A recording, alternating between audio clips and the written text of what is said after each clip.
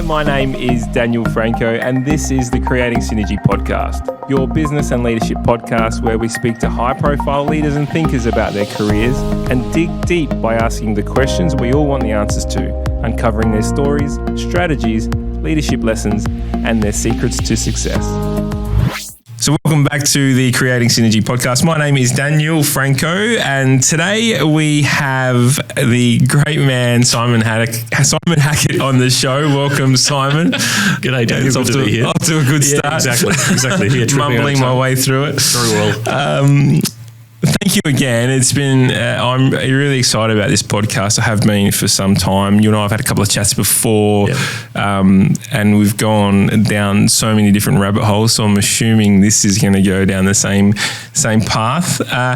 You are in the midst of writing a little bit about your journey. So a lot of today's podcast will be tailored towards your journey and the creation of Internode and everything that you've done in that space, all through to what we would like to look at from a renewables point of view. I know you're very interested in that world and everything you're doing post Internode. So we're going to follow that structure. But I really want to start off with a couple of fun facts before we do. There's nothing, none of this is like something that you haven't heard of. But fact number one, you bought and owned the first ever Tesla Roadster in Australia. Is that correct? Absolutely. And you repeatedly. Yes. Oh, yes. You're a repeat customer. You drove it over 500 kilometers on a single charge, which was the longest drive by any commercial electric vehicle. At the time, it was the longest drive in a production electric vehicle. It was 300 and something kilometre theoretical range. That's amazing. And then this is the part that really sort of, you went on to do a testimonial for Tesla. Is that correct? Yeah, that's amazing. And because you've met Elon, haven't you? Yeah, I have. Yeah, and you were instrumental in bringing Teslas over into Australia. Yeah, I kind of annoyed Elon into realising the market was here, and it worked. And there's a lot of happy Australian customers now, so that worked too. That's brilliant. What I'm like, it's in my bucket list to order one. What sort of put that all together? Yeah, in the mid-90s, I had the opportunity, out of a short part of a longer story, I was in California a fair bit through the 90s in my business career. Yep. And some friends there had an instance of the second coming of the EV, what we're in now is the third coming. Yeah, we are. And the second coming of the EV was a thing called the GM EV1, a device that GM were forced to build in California under sufferance. And they leased them and they took them back and they crushed them. There's a whole backstory there. But I got handed the keys, more accurately the pin actually, to one of these and spent the weekend driving it. And I was hooked, Daniel. EVs actually are just a nicer way to drive a car. It was nothing to do with saving the planet at that point. It was all about they're just a better way to drive a car. And so I was committed to finding someone who would sell me an EV that didn't suck ever since that point. And Elon was a part of Tesla, the first people to be able to sell me an EV that didn't suck. And my God, the Roadster didn't suck. Yeah, wow. Yeah. What was the process like of trying to get one of those things everywhere? And then how did you charge it? Right, 110 volts. Yeah, I wasn't actually sure if I could charge it when I got it here. So I bought a 110 volt adapter transformer just in case I had to use it. I didn't. The car actually drinks anything. Oh, really? So I met Elon at a conference in a year or two before the Roadsters came out. And at that point, it was nothing but him on a stage and a Word document with a picture of how good it was going to be. And I said to him after the talk he gave, if I buy one of these things and take it to Australia myself, is that cool? And he said, it's perfectly cool as long as you don't mind the servicing challenge, right, of being an awful long way from the mothership. So I ordered one and shifted it out to Australia. Left-hand drive, US registered car. I couldn't drive it legally in Australia. One of the things I discovered to my enormous annoyance is that Australian road rules make it very hard to drive a left-hand drive car in Australia. You can drive old ones. You see the old cars. That's because they're grandfathered under the old Australian design rules. But unless it's a very old car or a garbage truck, it's actually really hard to get permission to register. Oh, really? So all the driving I did was in special events on special permits. I drove from Darwin to Adelaide along in a thing called the Global Green Challenge alongside the solar cars. It's what you were referring to earlier. And I ran it on the racetrack as demo laps in the V8, and the Formula One track in Adelaide. And then it wound up back in America. I bought the first right-hand drive one because by then Tesla had actually started making right-hand drive ones. So that's the one I drove around. And then amazing. So you're two firsts in there. Is that what first Tesla ever to be brought into Australia, first road legal one, the right-hand drive one. Yeah. And then I wound up, the Roadster I own now, I still own one, is actually the last right-hand drive one Tesla ever delivered to right-hand drive country. Oh, wow. So the last best Roadster there'll ever be. And it's an awesome little orange car and I love it. Yeah. I saw it in your car park the other day. That was brilliant. That's an amazing story. We could go on about that experience, but I want to go on to the second point, which is going to be more of a segue into your career and where you've come from and where you are now heading in your life. So you were the first person to ever connect a commercially domestic appliance to the internet. Yeah, to the best of my knowledge, yeah. Which was a toaster. A toaster. Was that like why a toaster? Were you just like, I know you're a problem solver, but you didn't want to get up off your seat. Like what was the reason for the toaster? In the mid-80s, toasters were a thing. There was an app, I can't remember the name of it now, someone will remind me afterwards, with flying toasters in it. And so toasters were kind of a geek thing in the mid-80s. And I co-created this thing with some collaborators in the States, again, sort of halfway down this story, the Internode story, or actually the pre-Internode story. And it was the answer to almost a joke, which is what happens when you combine two aspects of my business knowledge, which is computer networking and industrial machine tool control. Yeah.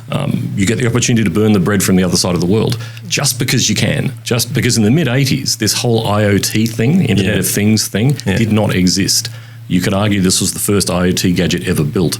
Yeah, wow. And we had a ball building it just to prove the point, and it was actually just to drag people into a booth in a technology show in California.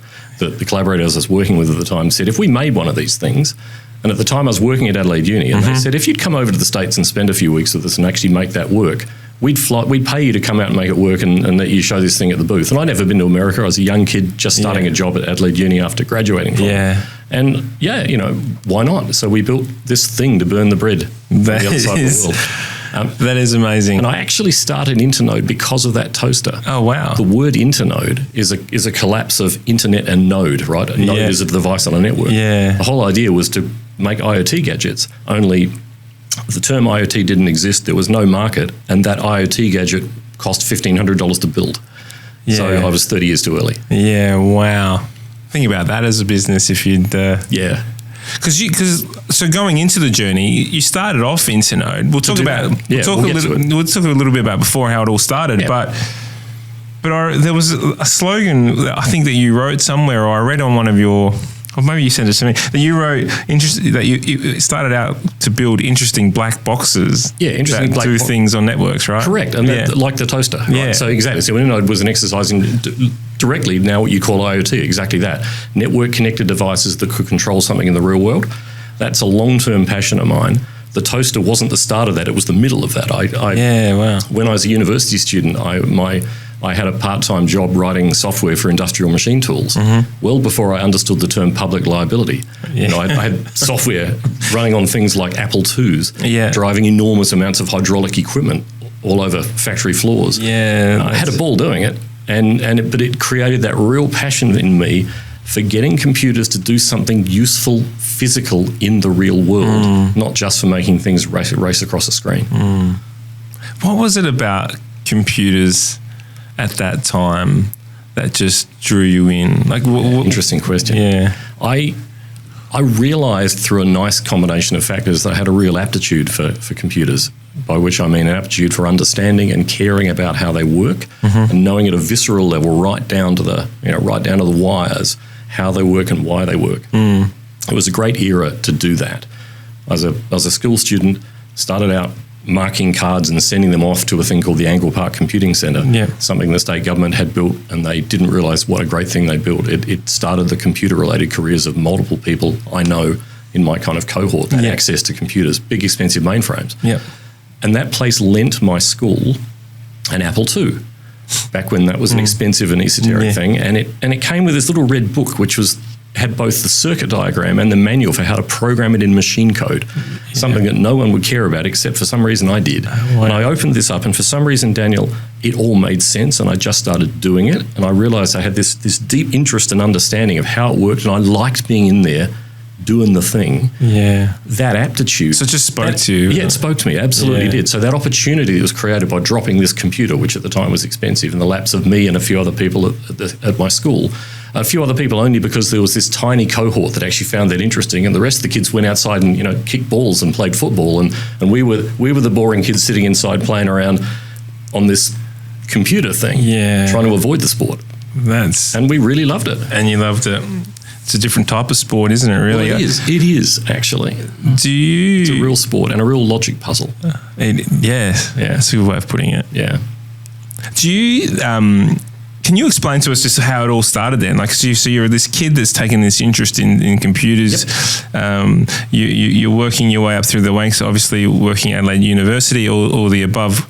What's the story? How did it come about to one day you saying, actually, you know what? I want to start my own business here. Right.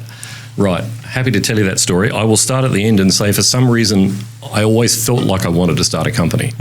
At the earliest I can remember an answer to that question, what do you want to do when you grow up? For me, it had some aspect of actually having my own company. I don't know why. I think it's actually a form of mental foible that a small percentage of the population have and can't necessarily explain. And that's not a bad thing, right? Yeah. So, school student, got exposed to this Apple II, which was really damn cool and interesting. Coerced my parents into buying me one. Made pocket money by making hardware to go into that Apple II and selling it to the local computer store. The joysticks, computer joysticks to plug into the Apple II for games, sold that at the local computer store that sold apples at the time. That's amazing. Got my first education in globalization because about a year after I was making these things in the shed out the back of my house, the guys had this joystick that they brought in from overseas that was cheaper for them to import than my parts cost. Welcome to globalization, right? I immediately gave up and found something else to do, and that wound up being writing software on these things. So wound up at Adelaide Uni as a student. I did a degree you'd call a computer science degree, except they didn't exist in the mid-'80s. So it's an applied maths degree with computer science as a major. Kept writing industrial machine tool software in my spare time. Graduated from Adelaide Uni.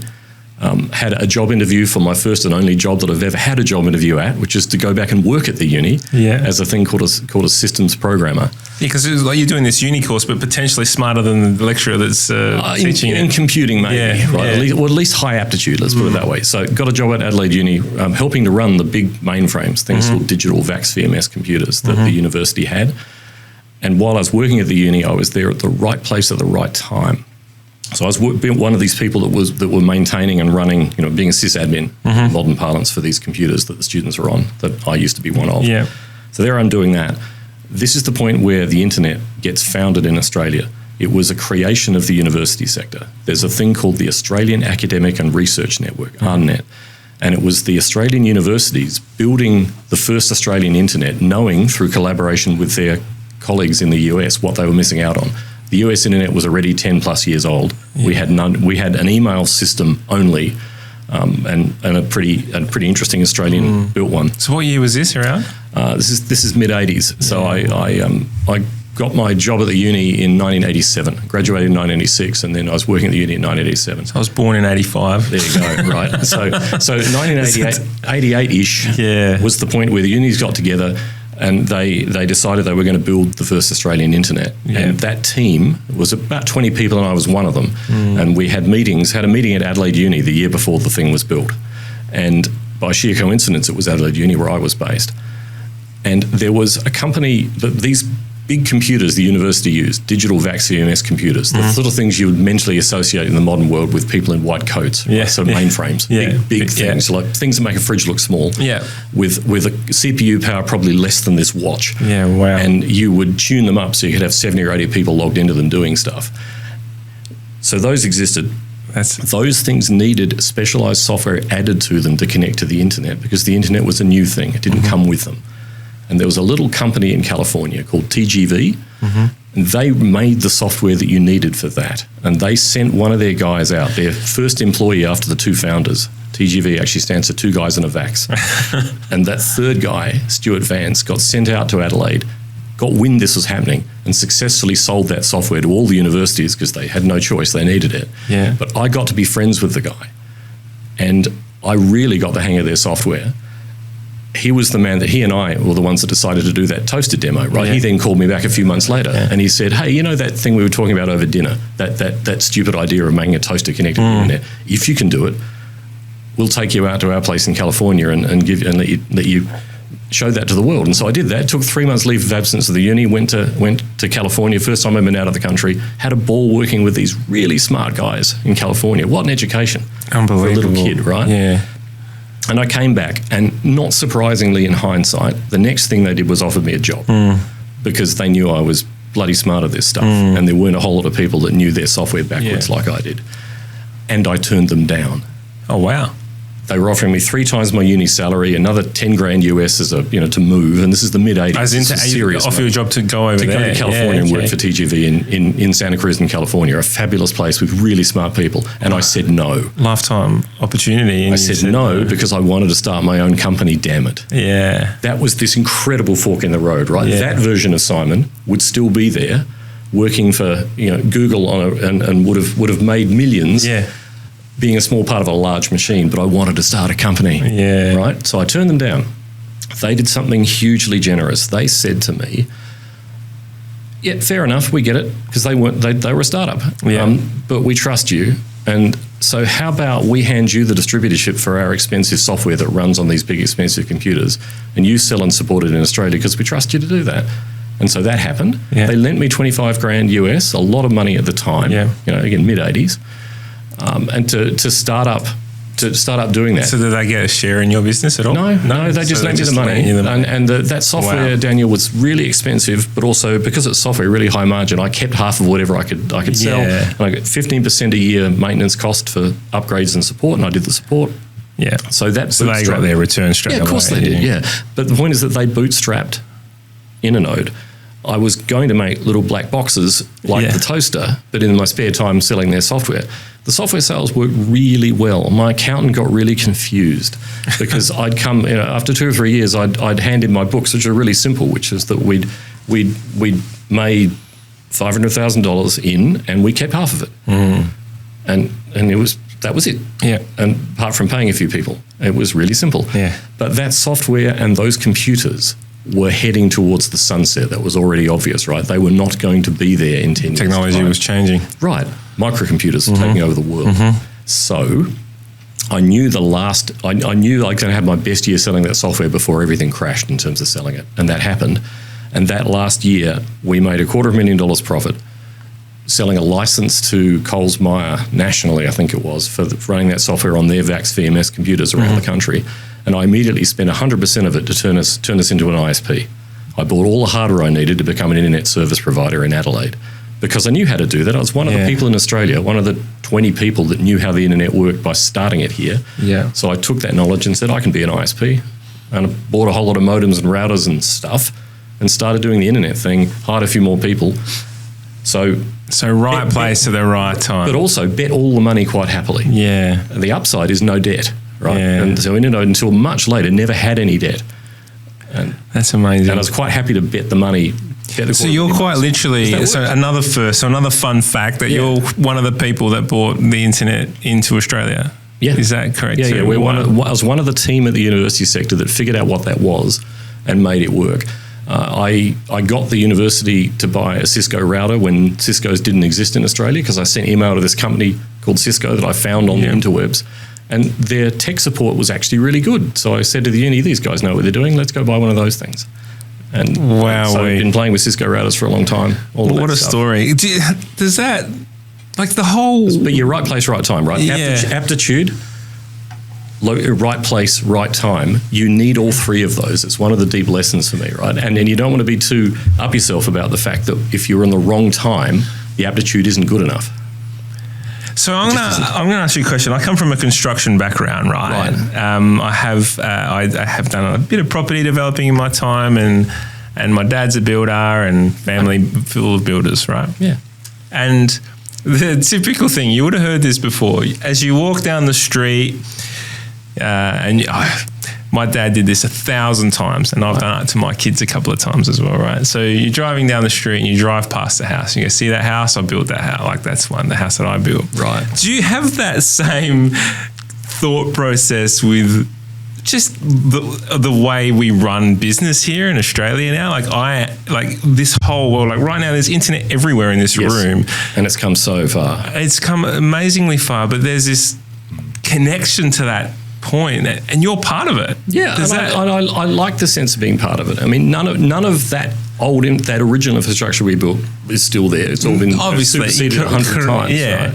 Right? But yeah, I was there on the ground floor of it, and my business career is consequential to having been fortunate to be one of the little cohort of Australians that were the first people to figure out what the internet was in Australia and mess about and kind of make it work. Yeah. And what became the commercial internet was a thing that just glommed on to the university network that the universities had built. ARNet's still around, but the university, that's now a separate network to the commercial sector of the internet. But yeah, it's fun to have been part of the genesis of that.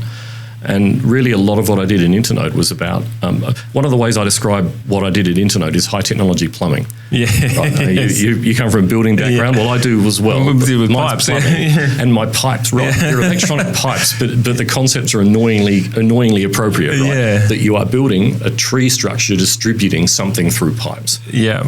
You really are, that's right? Brilliant. And fundamentally, you do lots of stuff, but that's what's at the bottom of that. And a lot of fun in Internode, putting physical infrastructure out in the country, along with other ISPs that were doing it, to try to accelerate that process in the broadband era. Think about ADSL. Yeah. We had a lot to do with the ADSL era. So a random question that's just come into my mind as you're talking through this. Sure. Do you remember when we used to log on to the internet? Like you used to... with a modem. With a modem, yes, and it used to make that... Yes, make the strange mating calls. What was that? What was the point of that noise? Right. Can you explain that noise to me? I've always wanted to know this answer. Yeah, I mean, well, there's two things, right? What the point of the noise is and the fact that you could hear it. Yeah. Because you didn't have to hear it. You didn't? It's just... I'm logging on now. Yeah, that was... I used to hate it because my parents could know what I was doing if I was logging on to the... Well, you could have actually suppressed the noise, but the reason it's playing the noise is so you need to actually dial the right number, and you didn't have a human at the other end saying hello. Yeah, no, that happens. That's the point. Yeah. So the reason for letting you hear the first part of that transaction is actually for you as a human to make sure that things working. Yeah, right? And you could suppress that noise. Yeah. If you wanted to. Because that takes you back, doesn't it? Remember the amount of times that the fax machine would just keep on ringing because someone's trying to connect. That, right? And then those noises, that thing you were hearing is actually the two modems at each end characterizing the quality of the line, actually working out what audio tones are working and what audio tones are not working in that particular phone call, in that particular phone line. And then they use the ones that are working to transmit information. They were actually incredibly sophisticated devices. It's like a locksmith type thing with a little points. Well, it's running different sounds through to actually so the two ends actually know the sequence is happening. And so they build an audio map in software of which audio frequencies are running properly right now and which ones aren't, and then restrict the communication to the ones that are running. So is that why it used to take like 10 times to log on because it was just trying to find if it was a rubbish line? Yeah, it was an Internode line. Yeah, there you go. Right. Yeah. No, that's amazing. Sorry, I digressed. Yep. I just wanted to ask that question because it popped into my mind. Dial-up internet, hey? Yeah, that is where it all started. Gosh, it was slow. Yeah, it was. Yeah. And to give you a sense of scale, right, the most advanced dial-up modems wound up being the 56K ones, 56 kilobit modems. The first link between Australia and the US, the first internet link was 64K. It was the equivalent of one dial-up connection that when we first built the internet in Australia. That was all there was. And it takes a long time to get data across. Yeah. And then it went up about, I think it was 256K, so, like 4 of them. Yeah. And then imagine this, the year after we did the toaster demo, we did an audio demo. I was actually one of the people involved in some of the first experiments with sending sound over the internet, which is ironic given that what's underneath it was dial-up modems, right? Yeah, wow. Which is sound. But the point is that I did these demos where we put a CD player in Australia and a radio tuner in Australia and then played the sound in packets across the internet and played it on the same show floor that we demoed the toaster. The next year we were demoing sound over the internet. when I was doing it, I was monopolising 95% of the entire Australian internet at the time, into the States, because I was using it all to send sound. Actually, it was it was actually the cricket. We were listening to the cricket from Australia on the show floor of this trade show in California. You need to appreciate that for your listeners today, that is incredibly boring. What do you mean it's hard to have sound over the internet? You know, all my radio comes over the internet. There was none of that. This was the start of that. You had to create it. Someone had to create it. I was actually one of the people involved in designing the protocols for carrying sound in network packets in order to get that job done. Yeah. So I know if there's anything I know about, it's trying to download that sound on a dial-up modem. I had that. It was a bit crazy. Everyone had LimeWire, right? We were all downloading music and whatever. Yeah, there's the whole piracy thing. Yeah. Let's not go down that part. There you go. Yep. So Internode has taken off, right? It's in that point of now, like, things are happening. You're in the right place. Yeah. Let's set the context. So Internode was I turned down that job offer and started Internode in May 1991, and turned us into an ISP, a dial-up ISP, in about 94, 95. How hard was that as a decision to just pivot? Not hard at all, because you knew whether... The thing that was... So the intervening 3 years of making us plenty of money selling that software, but I knew that would end, and it did. It was obvious it was going to end. It was a Kodak moment, right? And unlike Kodak, I was not prepared to die, right? Yeah. So immediately reinvested in becoming an ISP. I knew how to do it because I'd helped build the internet in Australia, so of course I knew how to do it. So did that, call it 94. By the end of the 90s, by just 1999, Internode had gone from 0 to about 10,000 dial-up customers in South Australia. 2000 roughly was the point at which the real acceleration began. That growth was steady. Right?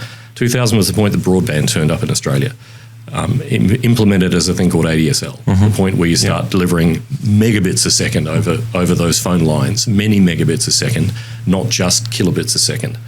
And by the way you do that is by remembering that you don't just have to carry sound, you can use a much wider band than the human ear can hear. And if you use the entire possible frequency band, not just the bit that the ears can hear, you can do 24 megabits, not 56 kilobits. Right? Okay. So that's what those devices do. You can't hear them, they use the whole line. So 2000, ADSL turned up, Telstra started deploying it, and then people like us started putting our own ADSL gear in exchanges over the next little while. But the point is that 2000, when broadband hit, you had a country already keyed up with dial-up, wanting to go faster. So that's the point where we, again, reinvested pretty much all the cash we had in buying hardware and deploying it in every capital city to interface into the Telstra ADSL network, and then to start to build our own. And again, through everything, it going from 10,000 customer South Australian dial-up ISP to being a national broadband internet provider. And between 2000 and 2010, we went from 0 broadband customers to 200,000. And that's this enormous acceleration began. Everyone wanted it. And it wasn't about marketing stuff. It was about holding on and trying to keep the quality high. Something I really care about is quality. I think it's one of the reasons Internode succeeded. Yeah. Different rabbit hole. But it was an amazing ride, and we were set up for it because we were already an internet service provider. So we got on with it, and we were at ground floor on that start of that growth curve, which is fantastic. It was a great ride. So you mentioned marketing. Yep.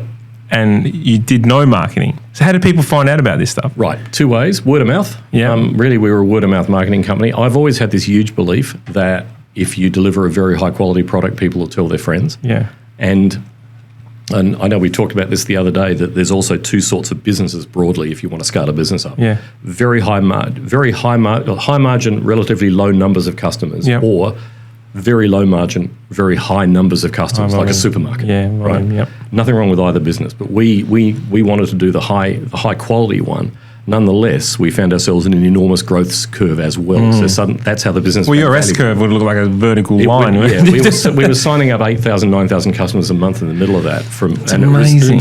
So every month we were adding with no marketing. So every month in the middle of that we were adding the number of customers it took us 6 years to build in dial-up. Right, from 1994 to 2000. Yeah. Yeah. Wow. So no direct marketing. Our friends told their friends.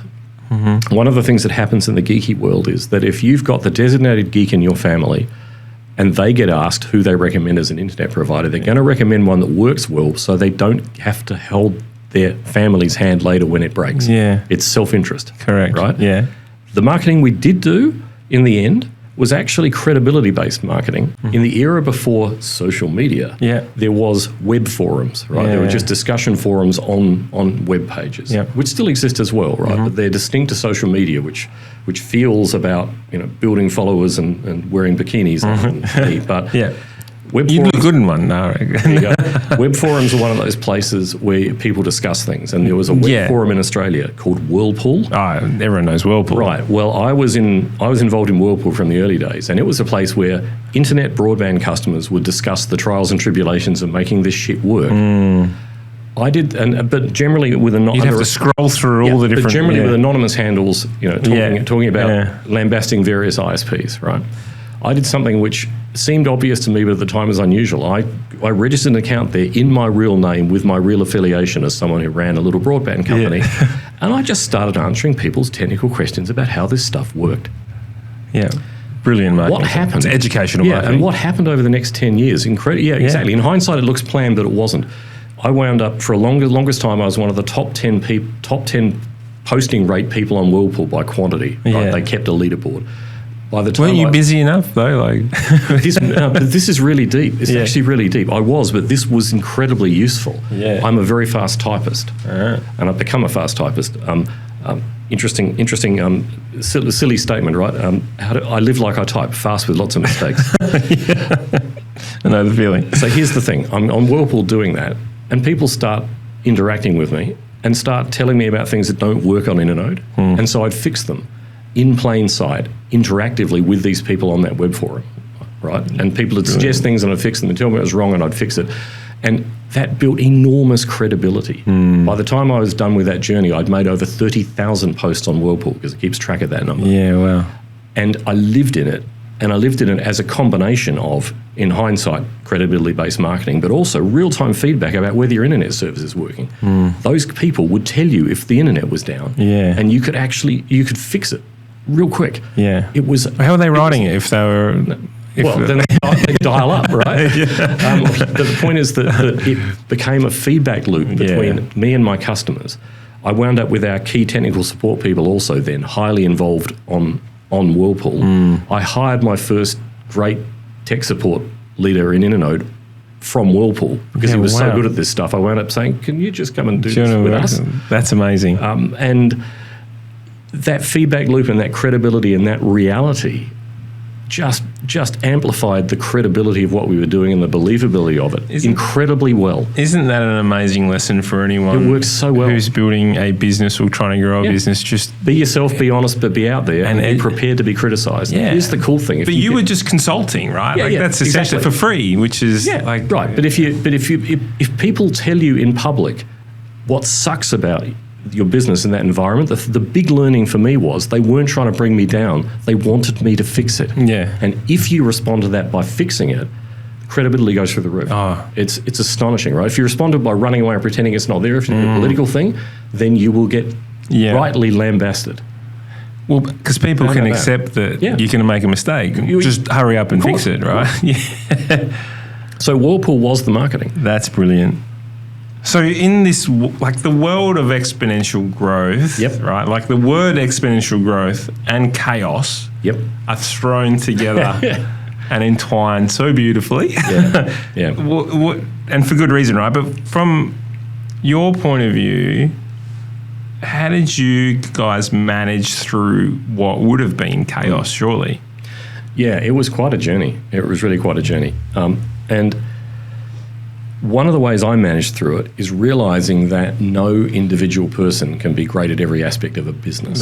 Here. Right. And so the conscious decision I made was I said, look, I'm a good communicator. I'm good technically. I'm good with technology. I love being a technical leader. I don't really love being a people leader other than by side effect of hopefully inspiring people who are geeks by doing good geeky things, right?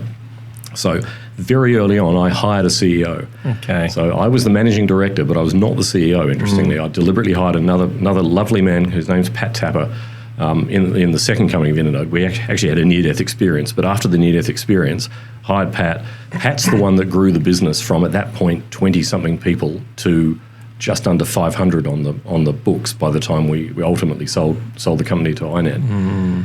So he built the business, as a thing that has a structure, that has HR, that has resources, that has departments, that has all of the stuff you need. Solid foundation. Right, when you've gone from, in that 10 years, 20 people to 500, along with the customer growth, to keep up with the customer growth. And 2/3 of those people were in tech support. And so here's a lesson. So the answer is I hired someone to the competency that I didn't have and trusted him to do that. I love it. Really, really important. Very important lesson. So question to that then, would Internode have been what it was if you went, I'm holding this for myself? No, it would have failed. Yeah?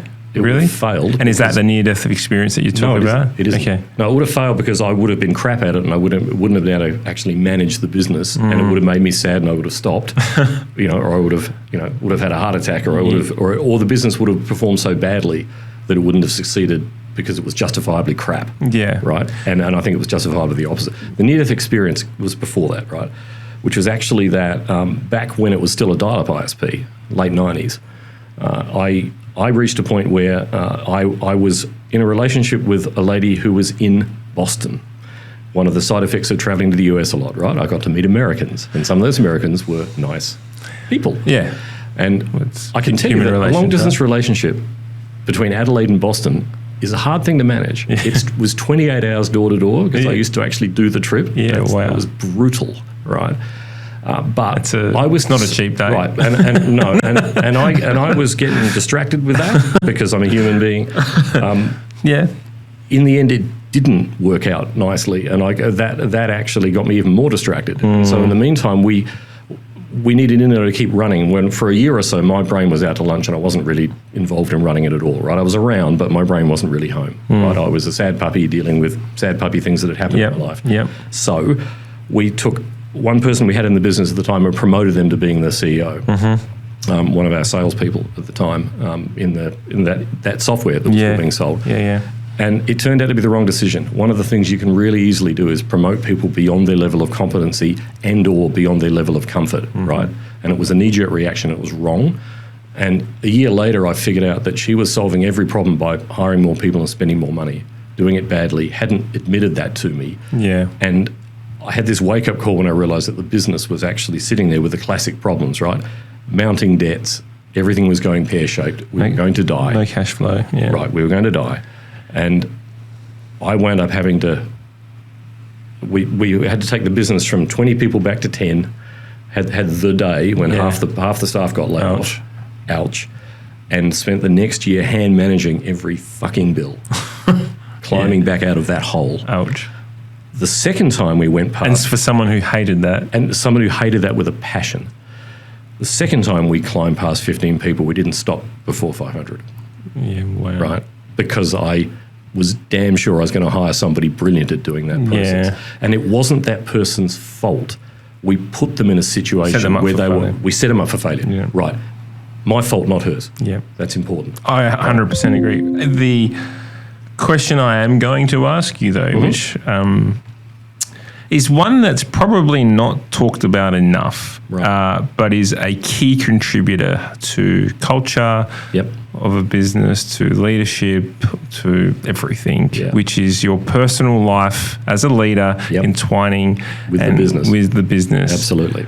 What lessons did you learn from that? Yeah, we are all real people, Daniel. And the other parts of our life, in a business sense, I was going to say get in the way, which is not the right way to frame it at all. But the point is that they don't interact necessarily well with the business. Another phrase I remember reading somewhere, and I'm fond of it, which is that when people talk about the notion of work-life balance, what they should be doing is talking about work-life separation, because in fact the work actively damages the life, the rest of your life, and it's got worse, not better, in the last decade. Now we're expected to have the gadgets on all the time, are expected to be interruptible. That expectation is extremely toxic and I think should be banned. And the problem is that we all train ourselves into that. You get the dopamine hit every time you get another message in. You want to keep getting another message in, right? It's horrible. Actually, all the tools let you shut those things off. And if people like Apple are getting better at making it easier for you to do that automatically, which is great because you need to shut it off. You need to have a life, otherwise why bother working, right? You and I suspect, don't want to be like Steve Jobs, right? Whose life was defined by his work in a positive sense, I think. But that was so much of his life. the rest of us would like to have, I think, a family and dogs and cats and fish. And it's really important to appreciate those things are separate of the business and try your hardest to make space for them. And it sounds like a platitude because it's a true one. And again, if you delegate, let me come back to this, that idea of hiring a CEO. I'm very strong on the notion of delegating everything that you're not passionate about to someone else. If you do that, and if you build enough culture around what you're doing, you can be absent from that for a while without damaging the business. Yeah. That's the key. You can. And so when you need to be, you should then go and do it. Right? None of us are machines, and we shouldn't be. What if... So this applies to not just the CEO level. No, to anyone. Any leadership role. Yes. I think. I mean, you and I. Any role where you take the problems home with you in your head, even if you don't want to, because you have to. Correct. Because you're the one that feels like you have to. But let's talk about leader. I mean, a big part of our listener base are leaders. Yep. If they are in a position that they, or even entrepreneurs, right, who start their own business, and you're not the first that I've heard that said, I actually need to put a new CEO in. Actually, we did a podcast last week with David Fogarty, who, I don't know if you probably not heard of this, but he's built an e-commerce brand that's a $400 million business online, and it's selling blankets and hoodies. I don't know if you've heard of hoodies. It's here in South Australia, and he's made the decision recently, announced it on the podcast, that he's looking to get a CEO because, again, that chaos was all part of it, right? Yeah. What if the self-awareness is not there as number one, right? Right. So first question, what if the self-awareness of the individual, obviously you had the self-awareness to go, this is not me, this is not what I love, and when I do these things, it makes me feel sad. Correct. So don't do them. Yeah. Right. But what if you really like the idea of being the idea of being the head honcho, like the idea of holding all the pieces. Correct. And I think that is actually a fantastic way to have your business fail. Some people get away with it, but the people that get away with it are rare. Yeah. Right? Yeah. Because if you're not passionate about that thing, you're going to do a bad job of it, or it's going to make you sad while you do it and wishing you were doing something else, all of which is a waste of the one thing you and I don't have more of, which is hours, minutes, seconds, time, right? Correct. The one irreplaceable thing. So delegate the shit out of it. You've got to. But it's very common, you're right, that thing of wanting to say, well, damn it, I started the business, right? Yeah. I want to be the CEO. I want to wear the big hat. I'm the big boy. I want to wear the big pants and the big hat, right? I deliberately didn't want to wear the big pants and the big hat. I wanted to change the world, and I could do that by throwing bright ideas at my CEO and getting him to execute them. Yeah.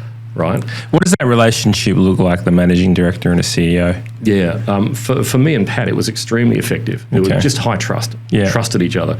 Pat trusted my technical ideas that I was going to actually be taking the big picture ideas about, let's get into broadband, let's get into this, let's do that they were rational things to do, that I was an expert in that realm.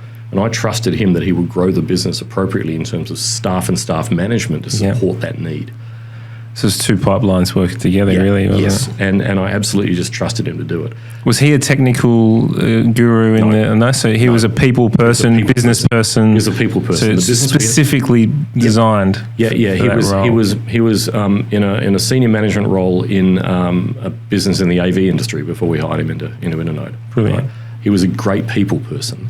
And knew how to build business. He liked technology, AV industry, right? Correct. He liked technology as a thing, but he was not a geek. Yeah. And he didn't need to be a geek. And it meant, because he wasn't a geek, there was actually never any conflict about whether I had the right geeky idea, because I was the head geek. And that's the bit I did want. Yeah. And the bit I did hold. And Internode was built in the shape of what my geeky brain said it needed to be. Yeah. Hiring a CEO and delegating a whole lot of things gave me the ability to pull those strings, right, to actually achieve that. It gave me leverage. And what you need to build a big business is levers. And you need to appreciate that the levers involve other people. You've got to. I've convinced other people successfully at times to do this to I claim their benefit, right? That you can't have a big business where you're the CEO unless being a CEO is your superpower. And for some people it is. Right, but then they need to hire really good people under them to do the rest of the work. Because I saw a nice definition of what CEO is, right, which is make everybody happy. There's no other JD for a CEO. And the point about that is make everybody happy in the face of everyone around you being likely to carry you a reason why you're about to become sad that they need you to fix. Right? This person's nasty. We need to get rid of him. This has happened. That's wrong. I need more money. I want to go and leave. Whatever it is, right? Make people happy. Make people happy. Whilst working to the objectives. Yeah, exactly. Right, yeah. Exactly. But in a lot of ways, I think a good CEO, especially for a large company, isn't by definition running the business. They are running the senior management team and the culture. Yeah. It's the senior management team that are running the business. Correct. If you don't trust them to be, then bloody fire them and hire people that you do trust because you're not doing it right. There's so much in this. What about if you can't afford to bring in those really great people, like from in that growth space, right? Yeah. And this is a challenge. And I was lucky in the Internode space that the growth rate was so high, and the investments I made initially in hardware worked so well that we didn't have debt. We could actually just do it good old-fashioned way. In the modern world, there's a tendency to use to use venture capital or otherwise to do it. So one of the ways is that go to. In fact, in a lot of ways, that's the most effective way. And to explain the point, the other aspect about you get people that want to be the CEO and want to run everything. The other equivalent piece of that is ownership stake in businesses. You have people that quite rationally, as people have started a business, especially if they started it on their own versus a collaboration of 2 or 3 people. Correct. If you're TGV, that company I was mentioning before, 2 guys and a vax, that started out as a 50-50 thing. Yeah. So they already had in their heads the notion that they were each owning a smaller chunk than 100% in order to collectively build a bigger pie. Yeah. Right? As a sole founder, I think it's worth considering that is usually still the right answer there too. If you need the capital, if you don't have the cash, one of the ways of doing it is to use equity instead, right? It's to sell a share of the business to somebody. Either because that somebody, you might actually just, if you think they're the right person to run the business, and you better be right about it in this case, you might hand them a chunk of equity in lieu of paying them enough money and say, I can't afford you, so how about I pay you half of what I can afford you or whatever, and you have a slice of the business.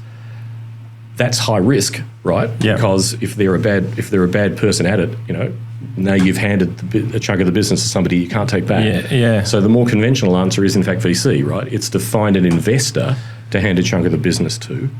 Now you've got some money in your pocket with which you can hire that CEO. And the point being, if you've hired the wrong CEO, fire them and hire the next one. Yeah. And this other person is an investor that now owns a chunk of your business. But it's that classic thing, and it's obvious, but I want to reiterate it. There's 2 ways to make a large amount of money in business, right? To own 100% of a business that does decently well, or to own 10% of a business that does fabulously well. To borrow a phrase a good friend of mine, John Lindsay, is fond of, money is fungible, right? If those 2 paths gave you the same amount of money, neither is wrong. Except that one of them may be incompatible with the way your brain works. Yeah, that's true. So work out which one it's incompatible with, take the one it's compatible with, right? Internode grew. When Internode was sold, it was sold for the most astonishing amount of money, $105 million, right? In what year did you sell that? 2012. 2012, yeah. Another rabbit hole we could go down. Actually, I'd agree to sell it. I'd agree to sell it a year earlier, and then I changed my mind, which wasn't public at the time. No, I decided I didn't want to. But here's the point. Did the price go up after? No, down. Down, except it went up. Okay. Right. So I'll see if I can hold these threads. Actually, let me start with that one. There's a whirlpool conversation, right? Yeah, there's so many different threads. Yeah, exactly. So that second time, what I insisted with iNet was that half the sale proceeds were in iNet shares, and iNet, as a matter of policy, never did that. They only ever acquired their targets in cash. But I said, the only way you get me is that way, and I own the largest privately held ISP left. And so they reluctantly agreed to do that. So that 105 million wound up being worth more than that because the iNet share half of that actually quadrupled over the next few years. Yeah, okay. So I accidentally made a good business decision. You did well. But here's the reason I did it, because I wasn't really ready to sell yet. So what that kept me with was a minority ownership stake. And what I'm saying to you is even a minority ownership stake is still ownership. It's still involvement. And you can still live very comfortably. And I still felt like I was a beneficiary of some of my actions, right, as a shareholder. You've had a good few stories. I did, absolutely. You've had a few good stories in relation to the shares, because with the whole Tesla thing, I bought as many Tesla shares as I could afford, as early as I could afford them, not as a business decision, but because I believed in the damn product. And I believed in Elon. I saw white to the eyes, he was not going to fail. I had no idea it would become the answer to the question, 10 years ago, what stock should you have bought if you wanted the largest return in the NASDAQ ever? And it's Tesla. Right. Because it's like 1,000 times return. Yeah, it's crazy. It's a crazy number. But it was just out of belief. Anyway, we digress. Kudos for so in regards... like Elon, that could have been worth zero. Absolutely. So there was another, when you were talking about through the different options of hiring, bringing a CEO, giving them some share... or to be clear, if you're not sure if that's the right CEO, actually, no, the one I prefer is actually the other one, which is actually, get a business investor who believes in your business, sell them a share of the business, and then use that cash to buy the CEO you want to hire. Yeah. So that if that CEO is the wrong one, you can change them. Well, that was different to the ESOP concept, right? Like the American concept of handing a small amount of shares to senior management. Yeah. I think that's a great idea. And then if that's the wrong person, that's okay. They've walked off with 3% of your company. Right? But what I was referring to earlier was the idea that if you needed to hand a third of the company to somebody, then, in lieu of money, then that's a big risk. Well, I was thinking you could structure it in a way that if they hit their targets, then they activate. Actually, that's true, yes. No, you're right. You can do it that way too. You can set up a vesting structure. The downside for that person is that means that if you fire them, they've got nothing for their efforts. Yeah. So if they're smart about it, they'd want to negotiate something in the middle. Correct. Which is why, in hindsight, I reckon it's actually simpler to find an investor who wants to put money in your business, because you can convince them it's a rational business, just needs the cash to hire the right CEO to accelerate it, and then use the cash to hire the CEO. And that's a perfectly rational business plan that any rational investor will look at and say, yeah, I get that. Yes, that's an incredibly rational use of funds, because then you won't explode. Yeah. Right? And if you explode, that's not good for the business. No. Yeah. Great ideas, absolutely. In amongst all this growth and chaos and everything that, and you've hired the CEO, who obviously was instrumental in that S curve going to that vertical line.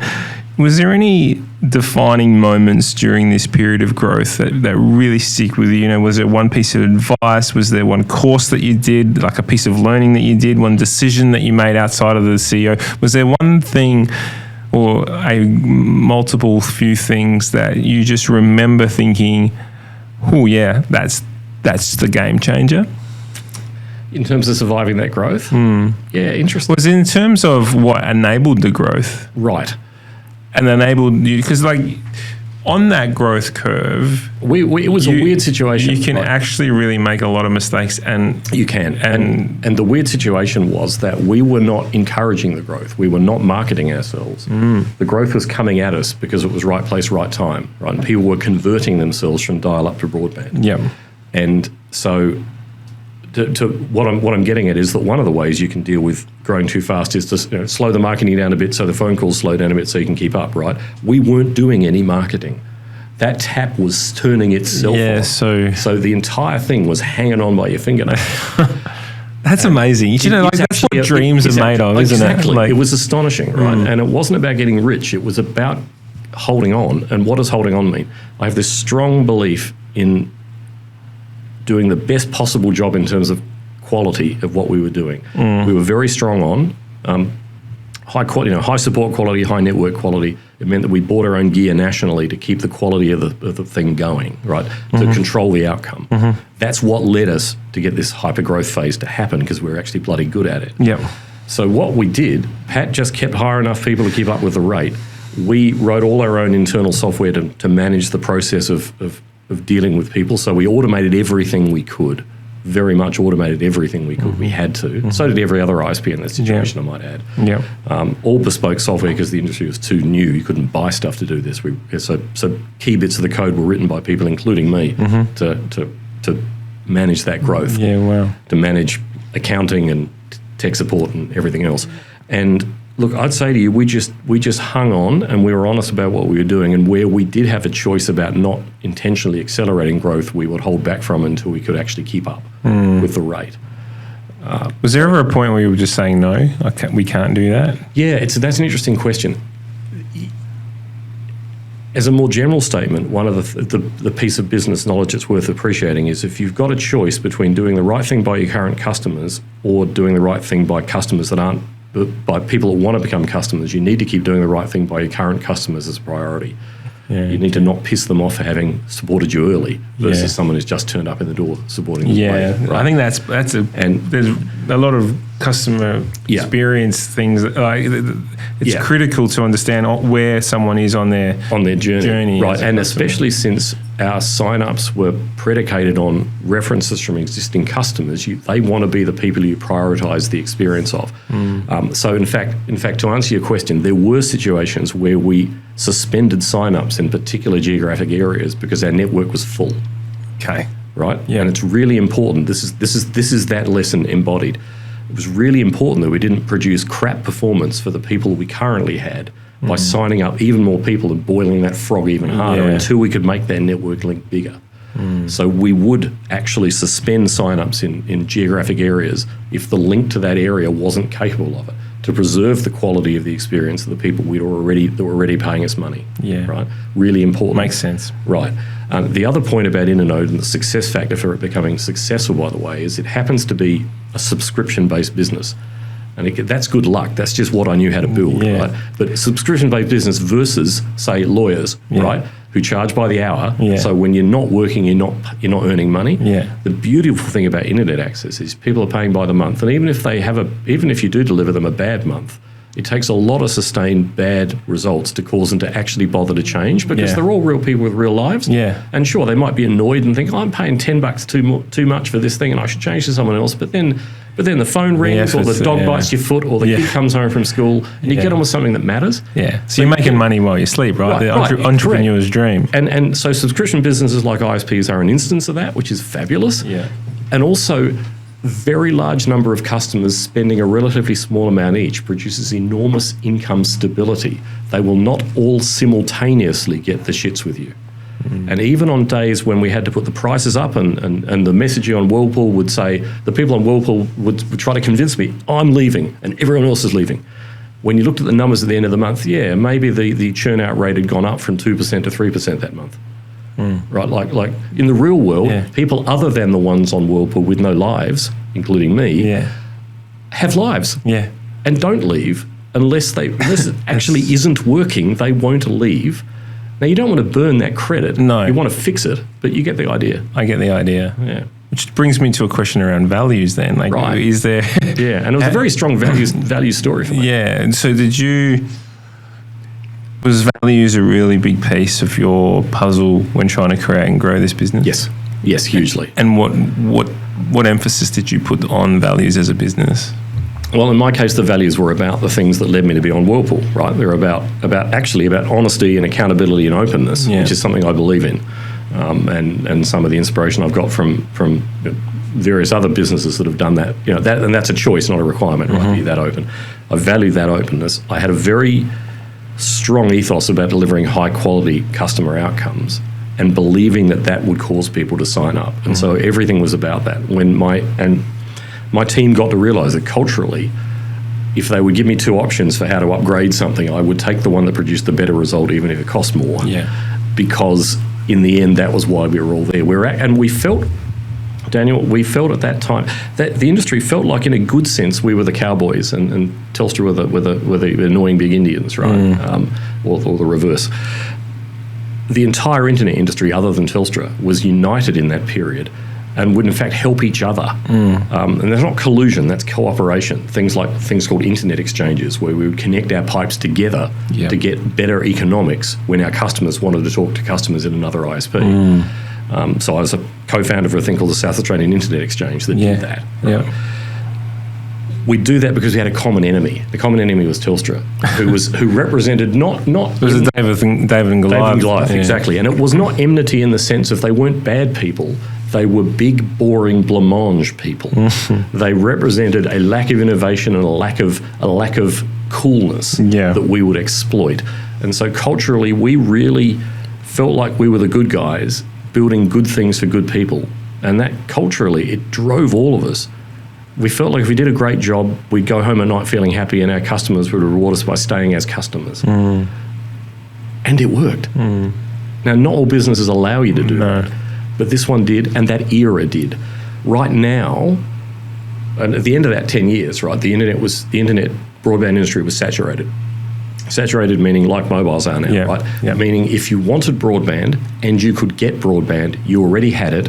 So now it was just about businesses' growth rates having come all the way off. The S-curve stopped. Yeah. Now you're about eating each other's young. Yeah. That's a completely different world. And that's broadly the period in which I sold the business into iNet for a variety of reasons. But one of them was that the music had stopped. Yeah. And the music that drove me had run out. Yeah. Right? Because that race was incredibly invigorating. Yeah. That race to keep up. Well, I think that's part of the, you said there's earlier in this conversation, you said there's a few type of people that want to start their own business. Right. And now I was getting this huge reward for it. Yeah. Right? And there's an element of me, because I have started my own, and there's an element of me that thinks the chase is more exciting than the end game. And what I've just told you is yes. It's exactly that, right? And so when the nature of the business shifts, you need to evaluate whether this new journey is the one you want to stay on or not. Now, it turns out I actually sold Internode for a related but different reason, which is actually the NBN coming in. Yeah. It drove the economics of the industry in a way that meant that I needed to either buy another company or be bought, or the company would have died economically in a saturated world.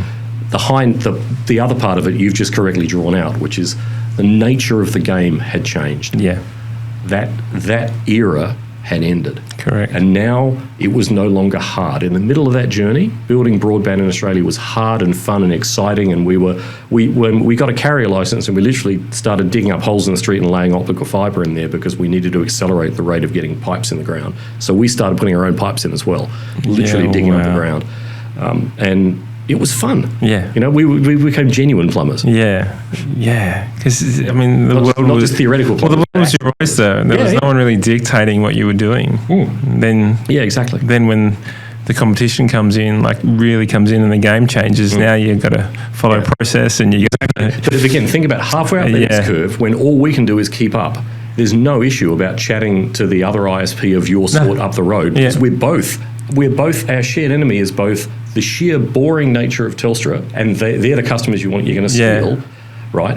And the fact that we're so busy keeping up, the last thing we need to do is compete with him. Yeah. With what we were competing with, to come back to an earlier point, was ourselves. Yeah. The competition was, can we actually grow this business without it exploding? Yeah. It was that hard and that exciting. Well, the internet coming out, everyone wants it, right? Yeah. It's a novelty. Now it's just now it's a non-negotiable. Now it is finally the thing that we knew it would become, but it's become it, right? Which is that it comes out of the walls and it also comes out of the air. Yeah. And so my kids are astonished if they can't get broadband, in the car or in the plane halfway to Tasmania. Yeah.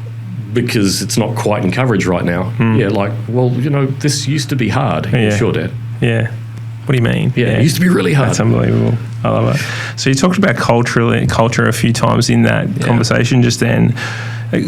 For me, we work in a business, so SynergyIQ, the business that I run and operate, we're a consulting company that really specialises in complex change. In complex change, you can imagine culture falls into that space. So I want to ask you a question about that in the sense that what lessons did you learn about culture in that exponential growth period, and how important was it to the growth of your business? Yeah, I think culture is tremendously important, and I also think it's something you can't force. Correct. You really can't, right? I would claim to you, hopefully accurately, that Internode's culture reflected my own, right? It reflected the beliefs we were talking about, the values we were talking about, my beliefs and my values. I started the company, Yeah. But it is important that you communicate those values, but the way you communicate them, in my opinion, isn't with words, it's with actions. And so I was highly involved, right? I was not an ivory tower person. I would be writing bits of code in the process of us trying to fix software. I'd be out doing things. All of my team, I would say to you, knew that they couldn't pull the wool over my eyes in terms of software engineering because I've written a whole lot of software. Now, the latter half of the Internode career, I didn't write anything particularly. Yeah. But I still could, and I still understood it, so I couldn't be fooled in a positive sense, right? But it meant I could be a team player. If someone in the technical realm could explain to me that a problem was hard, they could trust that I believe them. Yeah. So demonstrate the culture you've got by doing it. I certainly tended to the extent I led. I'd lead by doing stuff and hoping that the examples I left behind were things people would correctly emulate. Yeah. I think all businesses work that way. Successful business in culture terms, right? Apple to this day is a business that does what every Apple staff member believes Steve would have done. Yeah. For better and worse, right? But my God, there's a culture. That is. Yeah.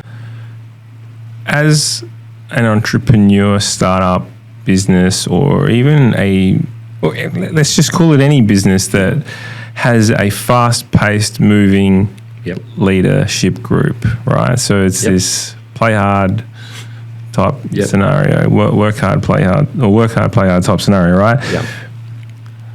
There are some people that can't move at that pace, right? Nor do they want to, right?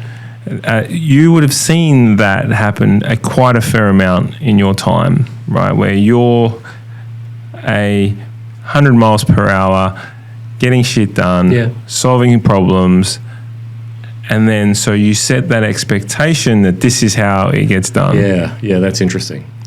And it leads to almost a toxic expectation in some modern businesses that everyone else is going to run on the same hours that you are. Correct. I never worked that way. I never expected that of other people. But it's the example thing, because you sort of lead by example. Then by the nature of the beast and the want and desire to grow. What I'd say to you, I think, is that at least in Internode's case, I think people self-selected whether that was the journey they wanted to stay on or not, right? And if it was too much for them, they'd shift. And I would say to you, and I hope this is true, that the business as a business would not blame people for leaving work at work and going home and having a life. All the geeks are the worst at doing that. They tend to take it all home. Well, plenty of the things they go home from a computer all day, or onto stuff in the rest of the business, like the Yeah. accounts team would go home at 5 o'clock and nothing would happen until 9 o'clock on Monday morning, and that's fine. Yeah. Right. What I'm saying is that I would never have wanted to blame someone for not deciding that they needed to have a life as well as having a business. And I think the business needs to be compassionate in doing that. If someone wants to keep working hard, they're allowed to, but shouldn't be forced to. So I want to hope that we were pretty good about that. No, I think that morally you wouldn't have expected people to. But the example of Simon, living on Whirlpool all the time, would certainly drive a lot of the geeks in the organisation to feel like they had to do the same. And how do you manage that? I don't think I did manage it. I think I just let it happen. And what an individual does about that is up to them. They're all adults, right? But what I wouldn't do, and what I think some American hyper-growth startups do, is I wouldn't be running around the corridors building a culture of saying, you can't go home, you're not finished yet. Yeah, right? Correct. Of actively blaming people or berating them for stopping. Yeah. Because that's useless, in my opinion. But not a universally held belief, right? And by way of agreeing with you, it's clear that some of the sort of hypergrowth US startups, it's absolutely, stay on that bus or go home, get off the bus. Yeah. Well, the legal profession it was never like that. Definitely in that space, right? No, I never wanted to drive a culture like that. If people inferred that from my activity, I couldn't necessarily stop them, but it was never an explicit thing of me saying, you must be as welded to this business as I am. I would never have said that. It's funny because if you're a founder, a CEO, a managing director, someone in a position of leadership, and you walk in through a room and you say something like, that table would probably look better over there, right? And you're just saying it because... Yes, you know where I'm going? The next day you come back, the table's moved. That used to happen. It happens everywhere. Yes, I agree with you. I remember being quite troubled by that.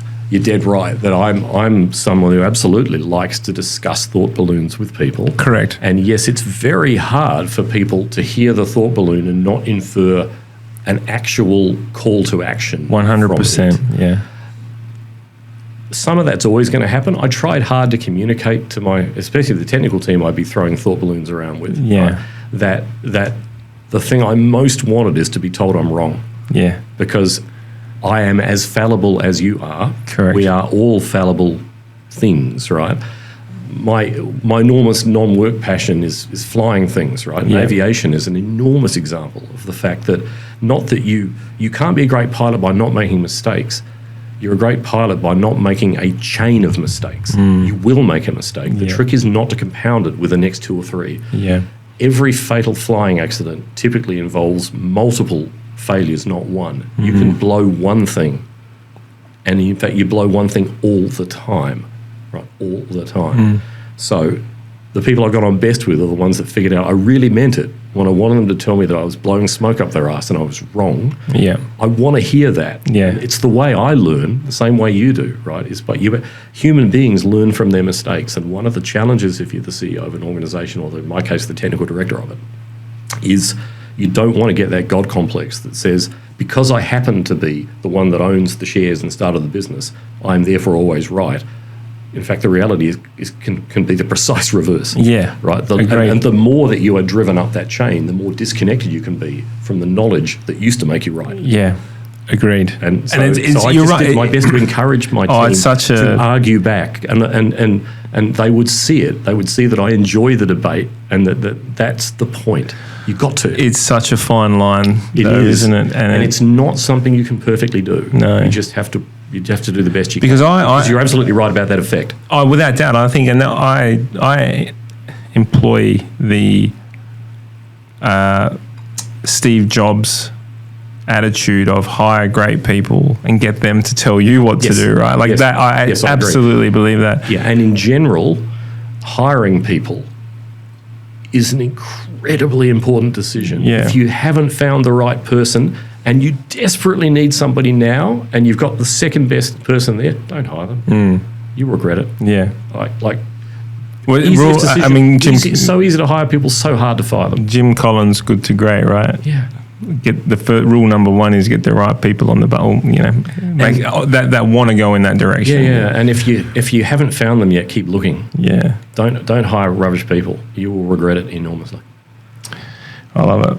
When we caught up last time, I remember you said something about the skill set needed for a business to be successful. Well, there's a couple of skill sets that you probably put high. It's about bringing people together and then working on what you're passionate about, which is obviously something that you really stuck to, was doing what you're passionate about. But firstly, what's your definition of success? Because you said for a company to be successful, you need to bring people together and work on what you're passionate about. Yeah, and you need to be fortunate enough to be doing that in a manner that means that you achieve economic sustainability in doing it. Right? Yeah. It needs to be, hopefully, something that actually causes income to occur.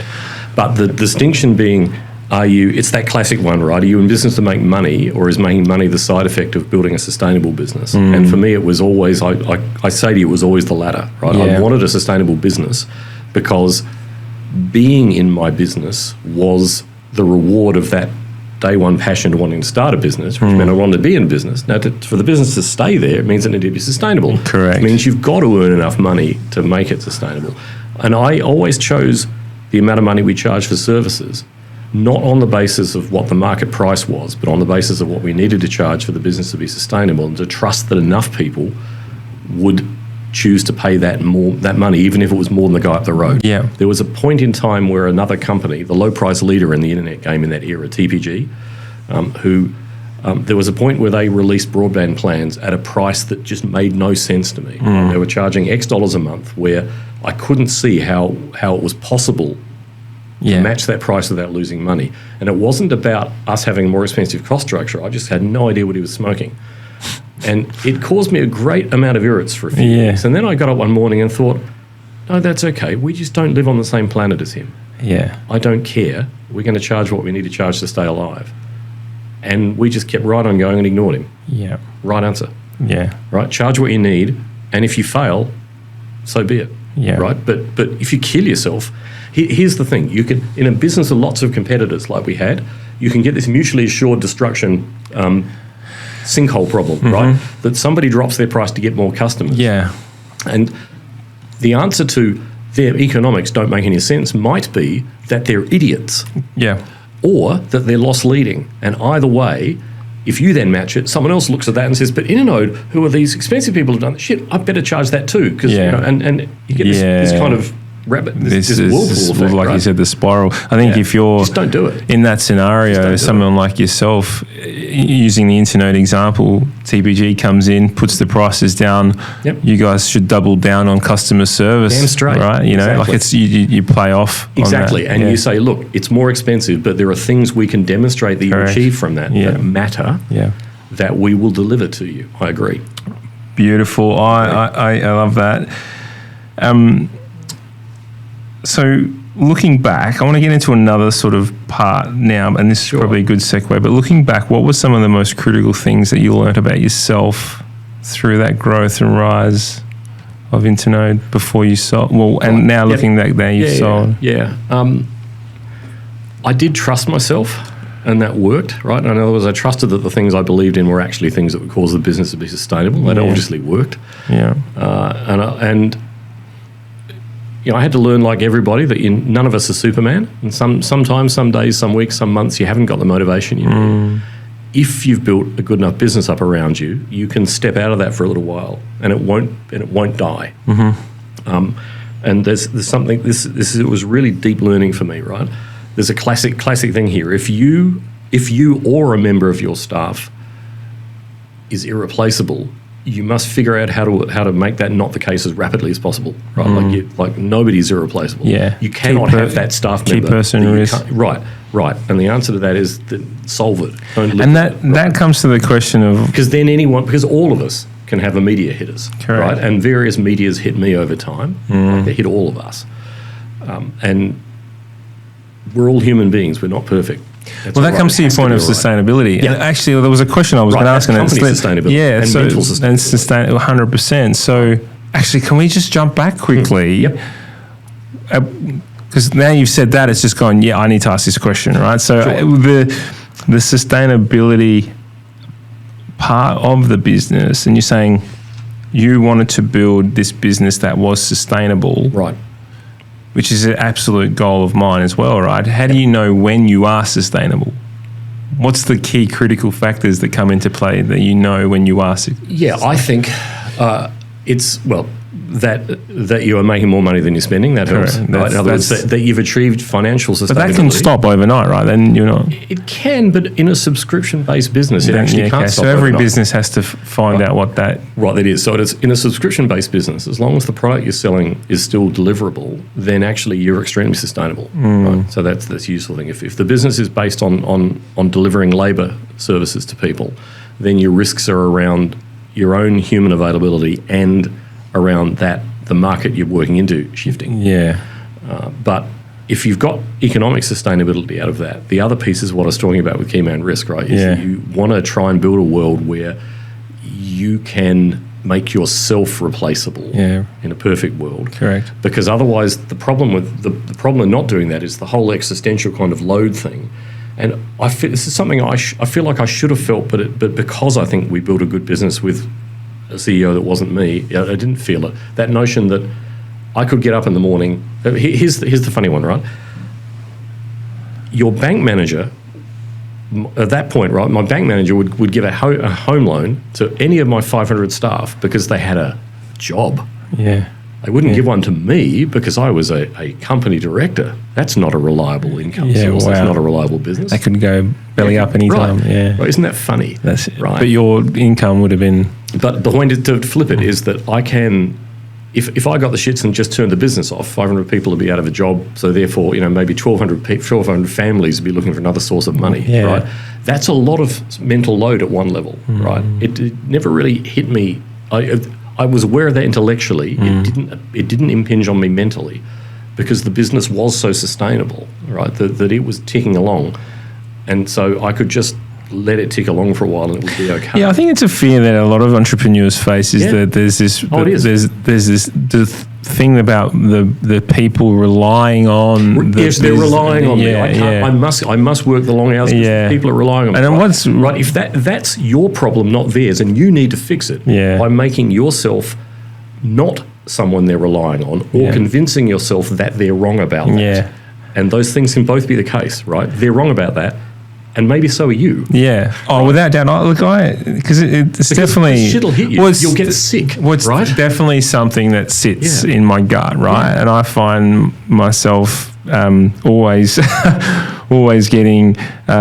always telling myself stories that probably aren't true. The one person in my team said this to me one day when we were having, a bit of a deep and meaningful sort of conversation, and they said, Dan, we're all very extremely talented people. Yes. We will be okay. Yes, exactly. Right? Exactly. And if you hired well, what they said is true. Correct.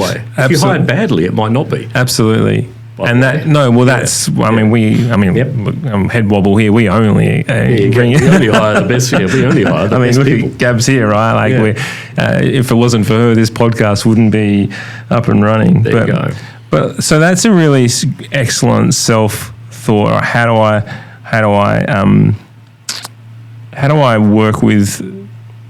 Remove the key person risk for myself. How do I make myself redundant, so to speak, within the business? You should do. Absolutely. You should do. And you should keep working on that until you feel like you've got there, because it's actually worth doing. Apropos of that earlier conversation, right? If you don't have the money to do it, sell a chunk of equity or borrow some money and do it. Because that if you borrow some money from someone, even to do the classic thing, you borrow from the bank of family, right? Yeah. And hire that CEO. Have a think about how much leverage you get back in your own brain to go do the cool shit that brings in more business, that pays that person's salary, that makes the wheel turn by itself. Yeah. And yes, there's a risk there, but business is risk. If you're afraid of risk, don't play. Well, if you're afraid of risk, you wouldn't have started your own business, I think. Right, right. And also, and I wouldn't be flying planes. Yeah, correct. Right? Which is an exercise not of zero risk, but of extremely conscious, continuous risk management. Yeah. Right? Yeah. You understand the risks, you have a mitigation in place. You keep going. So now that you've sold the business, it became hugely successful, you sold the business, what is your biggest fear in your life that you're living right now? I tell you, one thing I found as a struggle is slowing down. Yeah. I spent 20 years-ish in Internode, 10 years in this enormous hypergrowth phase. It's been really hard for me to figure out how to slow down and relax because that fills your brain. It's exciting. It's that dopamine hit. Yeah, it's exciting, right? And it fills your world, and it's a constant kind of, positive, generally noise in the background. Yep. Getting used to actually slowing down and smelling the daisies has actually been a struggle, and I'm still not used to it. I'm busier now, busy now in different ways. Yeah, or you're on podcasts now. Yeah, and I'm not. I was going to say I'm busier than I've ever been. That's not true. I was incredibly busy in the midst of that growth curve, and I had an understanding enough family, right, that would cope with the impacts of that. It's a lot better now, but I'm still driven, and there's a mental bent that caused Internode to be successful, which is for some reason I'm tremendously driven to solve other people's problems. I can kind of leave no stone unturned. Yeah. And my family find that very annoying. Do they? Because they might not want their problem solved. Right. The phrase my wife correctly uses is you keep causing us to acquire learned helplessness. Stop fixing stuff. Yeah. Right? Yeah. But it's the holdover from a business where my entire passion and drive was solving the problems of 200,000 customers. By building systems. It becomes an addiction. It's absolutely an addiction. And it's taking a while to slow down from that, right? And enjoy just doing less stuff. And for me, the chewing gum thing for me is watching procedural crime dramas, right? Yeah. Because they're harmless and they're relaxing, right? Absolutely. I'm currently, used to be NCIS, and now I'm working my way through FBI. Oh, well, there you go. Right. Good shows. Yeah, they are good shows. But they're relaxing because they're predictable. Yeah. Yeah. That's why they work. Yeah. Right? Every one of them is a miniature Mills and Boon story. Well, that's I think leads into another question that I have, which is, so the struggles of an entrepreneur, like you said, is the ability to stop. Yep. Right, That's slow down. the downside of the capacity to run is working out how to stop running. So in amongst all that is the ability to stop and smell the roses, right? And appreciate the success, appreciate the wins. Yep. Because that's the other thing. There's an element of me that just keeps running. Yes. And there's a win. It's the reason you succeed, but it's also the curse. I am such a goal setter. In I know where I want to be, what I want to do, how, and I run, and I run right past it. I keep running, and it's like, why can't I personally? And how did you manage to? If you did, I don't know. Did you manage to slow down and appreciate the wins along the way? Not well enough yet. No. I'm still working on it. Yeah, it's 10 years later. 10 years after selling Internode, I'm still working on that. Why are there some people that can do that so well, and then why are there some that can't? And is that a formula thing? Is the person who keeps running more successful? I think so. From a business perspective? I think so. It's just a bit, I think they are more successful. So we're not promoting that by any chance. But that self-driven aspect, right, is why the business succeeded. I've got into lots of other things since. Yeah. And they are also, the business parts of those are succeeding because of that high involvement as well. Yeah. But it's something I'm much more conscious of these days, of trying to manage that balance. And I'm a long way from having managed it successfully, but the first step which I think I've taken is at least being mindful of it. Yeah. In the middle of that enormous hyper-growth period, there was nothing to be mindful of. The business was everything. Right? That's no longer the case in any sense for me. Yeah. And somewhere along the way, back from my uni days, I learned to fly gliders, and I now fly gliders and powered planes and things. And that's what I do to relax, right? As I go fly things, that's my meditation. Yeah. And I get very antsy, and my family will in fact toss me out to go flying if I haven't done it long enough, because I become hard to live with, because I can't get the pressure out. Yeah. Right? We've all got to have that safety valve. That's so true. It's incredibly true, and you need to respect it. It's a family having the self-awareness too that you need to get out to understand that while you might have just come back from a busy week's work and they'd like to spend time with you, it might be more important that they toss you out to go flying for a while first. Otherwise, the human they find themselves faced with at the dinner table might in fact be quite hard to get along with.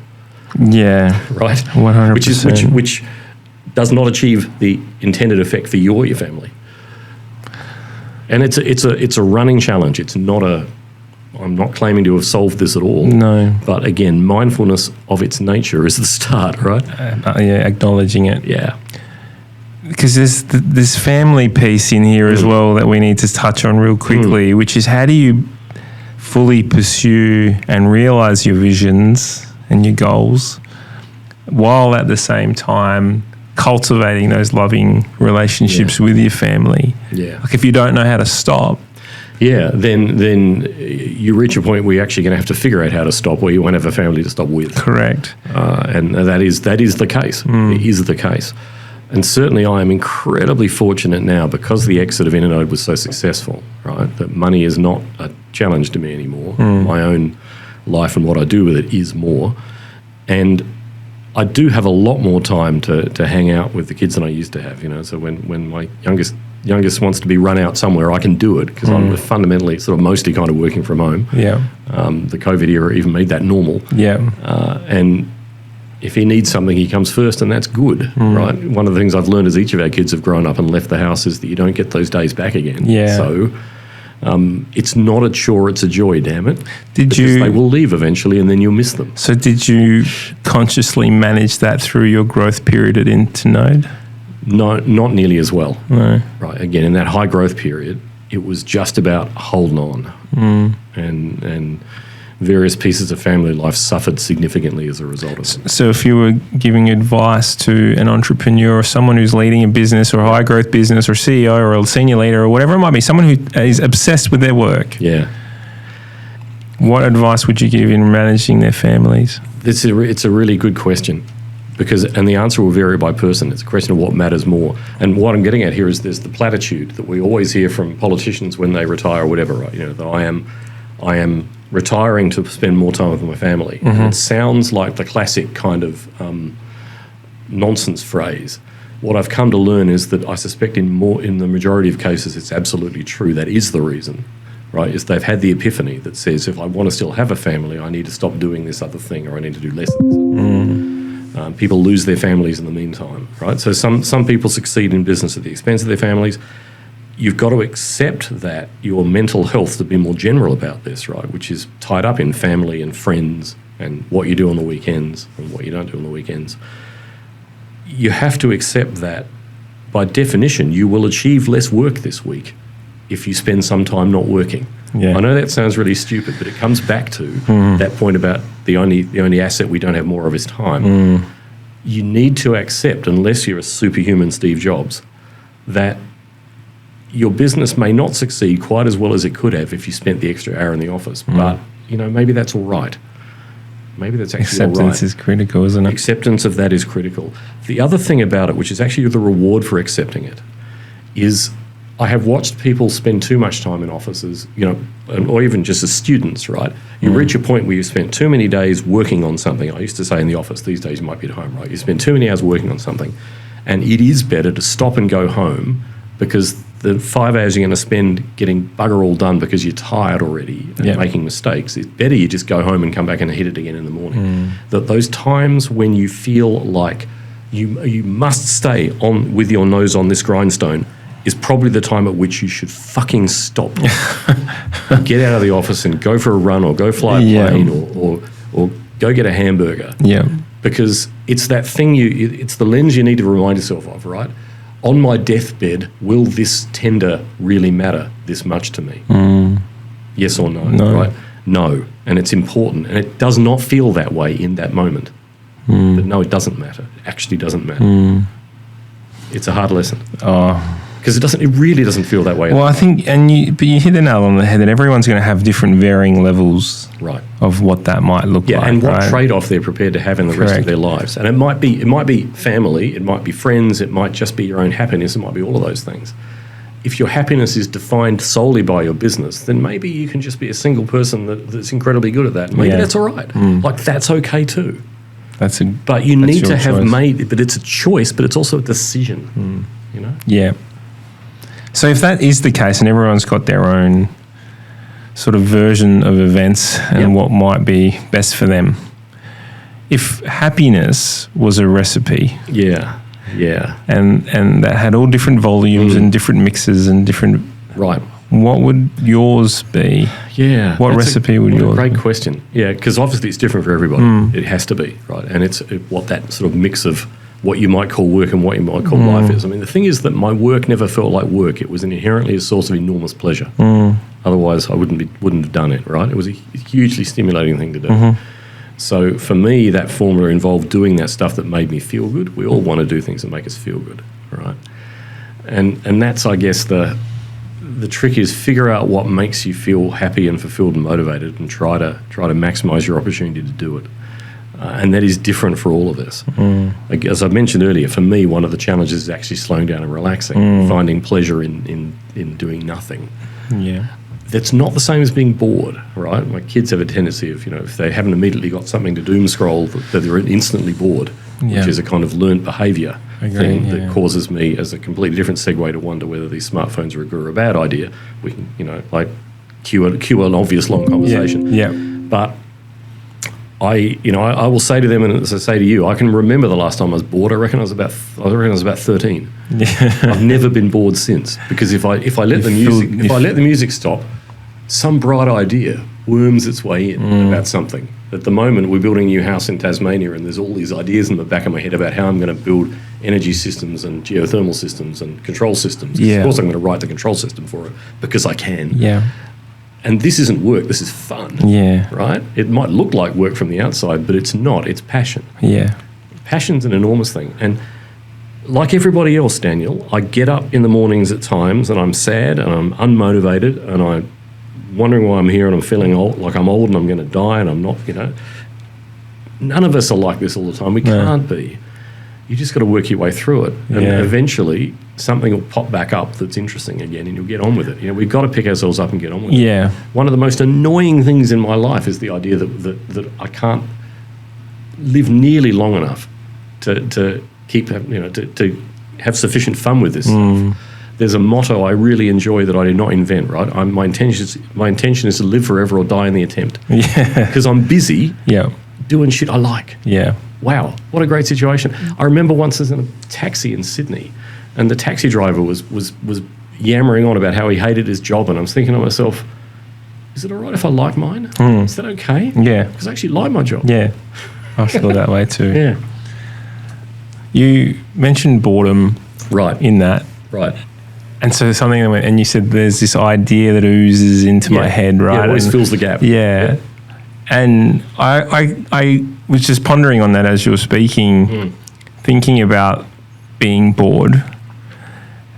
If you sit in a quiet space for 30 minutes or half an hour or whatever it might be, without any distraction. Yeah, put the gadget down. Put the gadget down. Preferably put the gadget in some other room. Yeah. And preferably sit outside in nature. In the fresh air, absolutely. It is really difficult to be bored. I agree. Because the amount of stuff that is going on in your head, right? It's just like it comes out. Right. It's screaming at you, isn't it? When you knock out the loudest noise, there's all those other stories underneath. Yeah, absolutely. And that's the self-awareness piece that really I don't think we spend enough time on. I agree. And the thinking time, isn't names, it? Yeah. Right? It's got names like meditation. And meditation's a very, very good thing to do. I get my meditation flying gliders. Yeah. And because when you're up flying a glider, you can't be answering a email. You're flying a thing with no engine in it. I mean, mine are self-launches with the engines put away, right? So I'm flying something. My life depends on getting it right. Doesn't feel bad. It's the opposite. I'm literally up there hanging out with eagles. And you're in the world, being in the world, synchronizing yourself with the weather and the light and the sound and the We're not thinking about anything else. No. It's about staying alive, isn't it? Fantastic. It is. I think meditation is one of those things, because I like the guided meditation where they teach you to concentrate on breathing and shut out the thoughts. Right.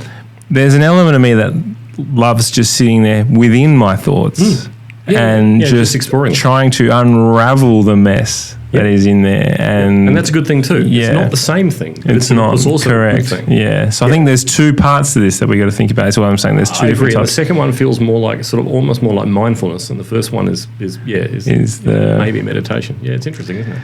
So I'm conscious of your time. We've gone through quite a bit, but I want to talk a little bit about now after. Sure. You're doing some amazing things in renewable energy. Where else are you? Sort of like you're flying. I think you said you're building your house.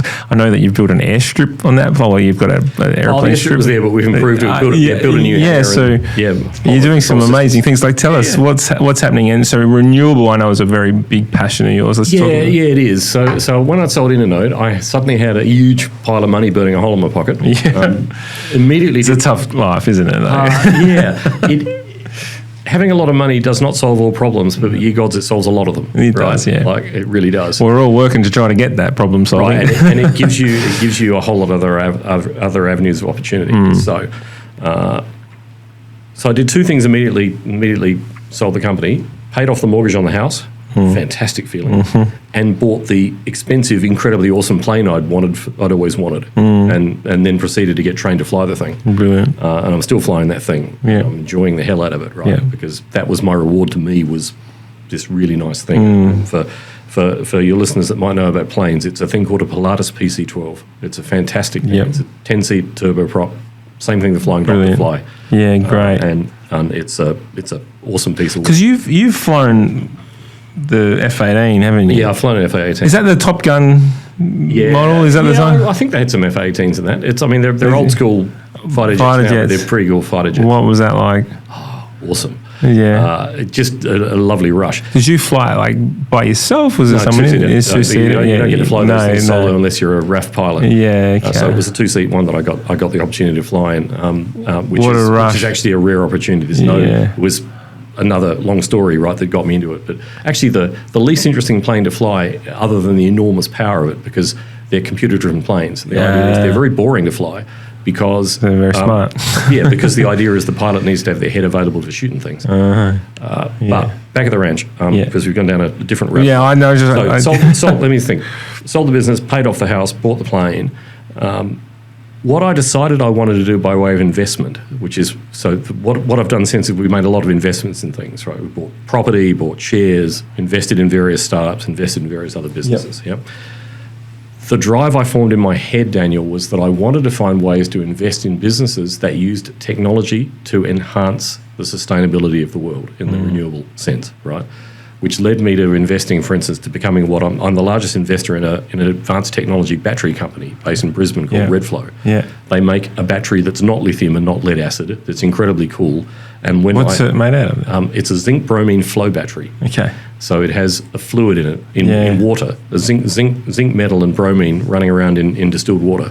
And it's some ridiculously smart people in this world. It stores energy by plating zinc into the electrodes in the battery, and when you're retrieving energy, it's deplating back into solution. Because you've asked. Is that? Oh, yeah, that's amazing. Is that, so briefly, the point of that is that the thing about the size of a bar fridge, stores 10 kilowatt hours of energy, won't burn. There's a good thing that lithium doesn't do. Won't burn, completely discharge it, and it doesn't hurt it. You can sit there totally discharged forever without damage. You can charge it up fully and turn it off and turn it back on 2 years later and the energy's still in it. So you can use it like a genset with no fuel. Oh, wow. Very cool device. I'm the largest shareholder in it now. It's a public company. I'm the largest shareholder in the thing. I have about 7 or 8% of it at this point. Big company? Like, no, not especially. A couple $100 million market cap. And I think it varies, of course, like all of them. Yeah. But here's the point. It was the result of me saying to myself, Daniel, I want to invest in a company making a battery that isn't just somebody importing South Korean lithium and picking a different coloured box to put it in. There must be someone in Australia that makes an energy storage device that's more interesting than lithium and lead acid. Yeah. The entire list I could form in Australia was Redflow. Yeah, wow. So I invested in it. And then I wound up being invited to get on the board. I invested some more. I wound up being the chairman of the board. We wound up deciding that we needed to change CEOs. So I wound up being the executive chairman for a year. I thought I was overrunning businesses. Right? I ran a public company for a year as the executive chairman. Oh, my God. While I set up a new board, a new management structure, and then got the hell out again. Because it wasn't my aspiration to run companies anymore, but I felt I had to or it would die. And I claim that if I hadn't, it would have. It's going great again.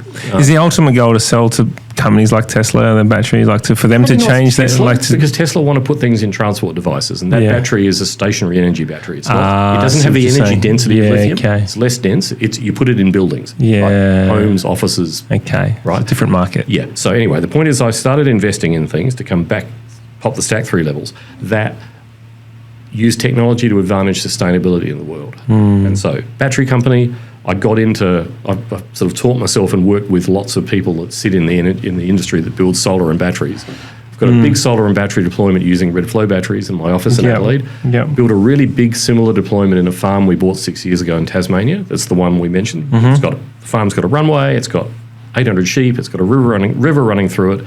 It's got 210 kilowatts of solar and a 300 kilowatt hour Redflow battery array. Underground 3-phase wiring around all the buildings, including into the new house we're building. Optical fibre data network around all the buildings because, of course, right, what did I do for a living? Why wouldn't you? So we have gigabit fibre running all over this farm to all the buildings. And electric vehicles, I got a Tesla down there, an electric ATV. I want to get electric tractors when some bastard will sell me one. I want to get rid of diesel on the farm. What I'm building is an exemplar of zero carbon agriculture, damn it. And I'm enjoying building it. Right, because I can afford it, and like the early days of computers, what I'm doing, Daniel, is expensive. It's not cheap. It's got incredibly low running costs, incredibly effective, and like computers, in 10 years' time, this stuff won't be expensive, and this exemplar will be 10 years old.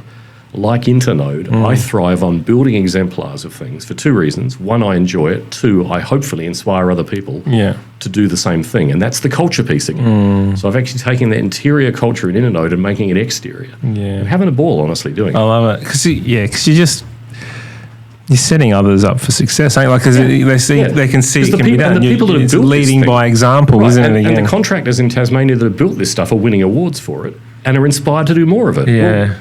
Winner, chicken dinner. That is huge. Because I don't need the money. What I need is the change. What I want to do is inspire the change. Having an impact. So I am, right? And a minor example where else we put our bit of our money, we were one of the significant contributors to the Climate 200 exercise. Yeah, wow. Right, to help get what's the Climate 200? The thing Simon Holmes, the court, started to produce funding and, more importantly, information for independent federal election candidates. the teal independence, that thing.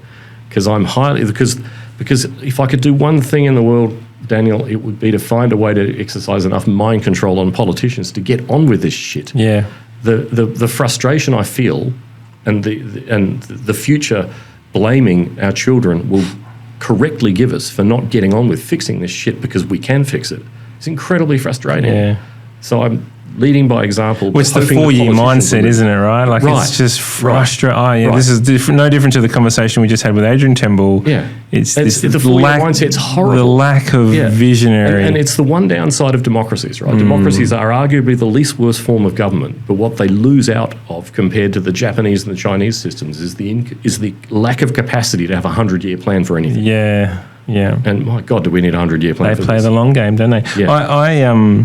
I often say this to my wife at home, and where decisions are made from government, and I often say I am really frustrated at being dictated by people who actually, they've got the information at hand, but they're thinking more about getting re-elected than that's what it feels like. They're thinking about getting re-elected, and annoyingly, more than I have wanted to believe, they're also thinking about what the lobbyists are telling them. Yeah. Right? The fossil fuel industry is incredibly good at lobbying politics. And it's the same reason, and it's the same lobbyists that used to work in the tobacco game. Right? Yeah. The money spent on the consultants that achieve the lobbying makes more money every day compared to the delay in improving things, right? Like it's in their financial interest to delay the inevitable. It's incredibly frustrating and embarrassing, again, correctly in the eyes of our children who are being educated today about how bad this shit is, and they're right. How powerless must they feel looking at their peers doing nothing? It is remarkably frustrating. Yeah. And so, again, I just build exemplars in the hope that when people are ready to do the good stuff, there's a case study there. Right. As many case studies as possible to at least eliminate the perception that there's any execution risk. Now it's just about get on with it. Yeah. I love that. Yeah, we could talk about this forever. I do like this stuff. Let's beware. I do like this stuff a lot. Yeah, maybe there's a part 2 in all this. Let's talk quickly before we round up. Just about you doing some philanthropy stuff as well, and giving back as well with the money that you earn. So that's a really nice story to sort of round off the podcast with. Can you talk to us about that? Surely. Well, I mentioned one interestingly just then. The Climate 200 is in fact a form of philanthropy, trying to advantage the notion that independence would be a better thing to have in Parliament. And hey, it seems to be working. When Internode was sold, the other thing we did was started a little foundation. We took some of the money and whacked it in a private ancillary fund, which is what you do, a little thing called the Hackett Foundation, and we use that to make donations to various very eclectic things, Daniel. And they're quite eclectic. They're all the way from little donations to little things to big donations and big ones. Yeah. The biggest single one that we support is actually a thing called WOME Adelaide. Oh, yeah. Right? The World of Music, Arts and Dance here in Adelaide. And it's great initiative. It's a fabulous thing. Briefly, WOMAD is actually an outgrowth of something Peter Gabriel started 40 years ago, one of my absolute idols. And in the late 80s, in the internet era, I found myself in Peter Gabriel's studio in Box in the UK with a little team of people hooking his studio onto the internet when that was hard. Got to meet him, got to meet his studio manager, Mike Large, who is still a friend of mine to this day. And Peter founded WOMAD. WOMAD, World of Music, Arts and Dance, was his intention of trying to bring artists from countries that weren't getting mainstream music exposure and bring them to people. And so 40 years ago in the UK, that became a festival that was on every 2 years and then became annual. 10 years later, the Australian version of that, effectively franchised from the UK version, was started. WOMAD Adelaide in Adelaide was started 30 years ago, still going. It was started as an experiment in the Festival of Arts, and then it became a standalone event. And about 10 years ago, more than 10 years ago now, I used to wish that Internode could sponsor it. The Internode would be big enough to sponsor that event, to be the major sponsor, because I just love the event so much. It's a beautiful place. You go from Friday night to Monday night, and you send your kids around, and they're safe, and there's incredible smorgasbord of music and arts and dance, and it's gorgeous, and everyone feels good. it's meditative in its own way, right? And if you don't like that artist, walk along to the next stage and listen to the next one. So I wanted to sponsor it, and there was no financial rationality in Internode being the major sponsor of that, but I did it anyway. And then we sold Internode to iNet, and iNet kept sponsoring it in Internode's name. Then TPG bought iNet, and TPG shut off all the sponsorships immediately. And we immediately took up the sponsorship of that event in our own right as the Hackett Foundation. And we are to this day the major sponsor of that event. It's a significant annual contribution to a significant event.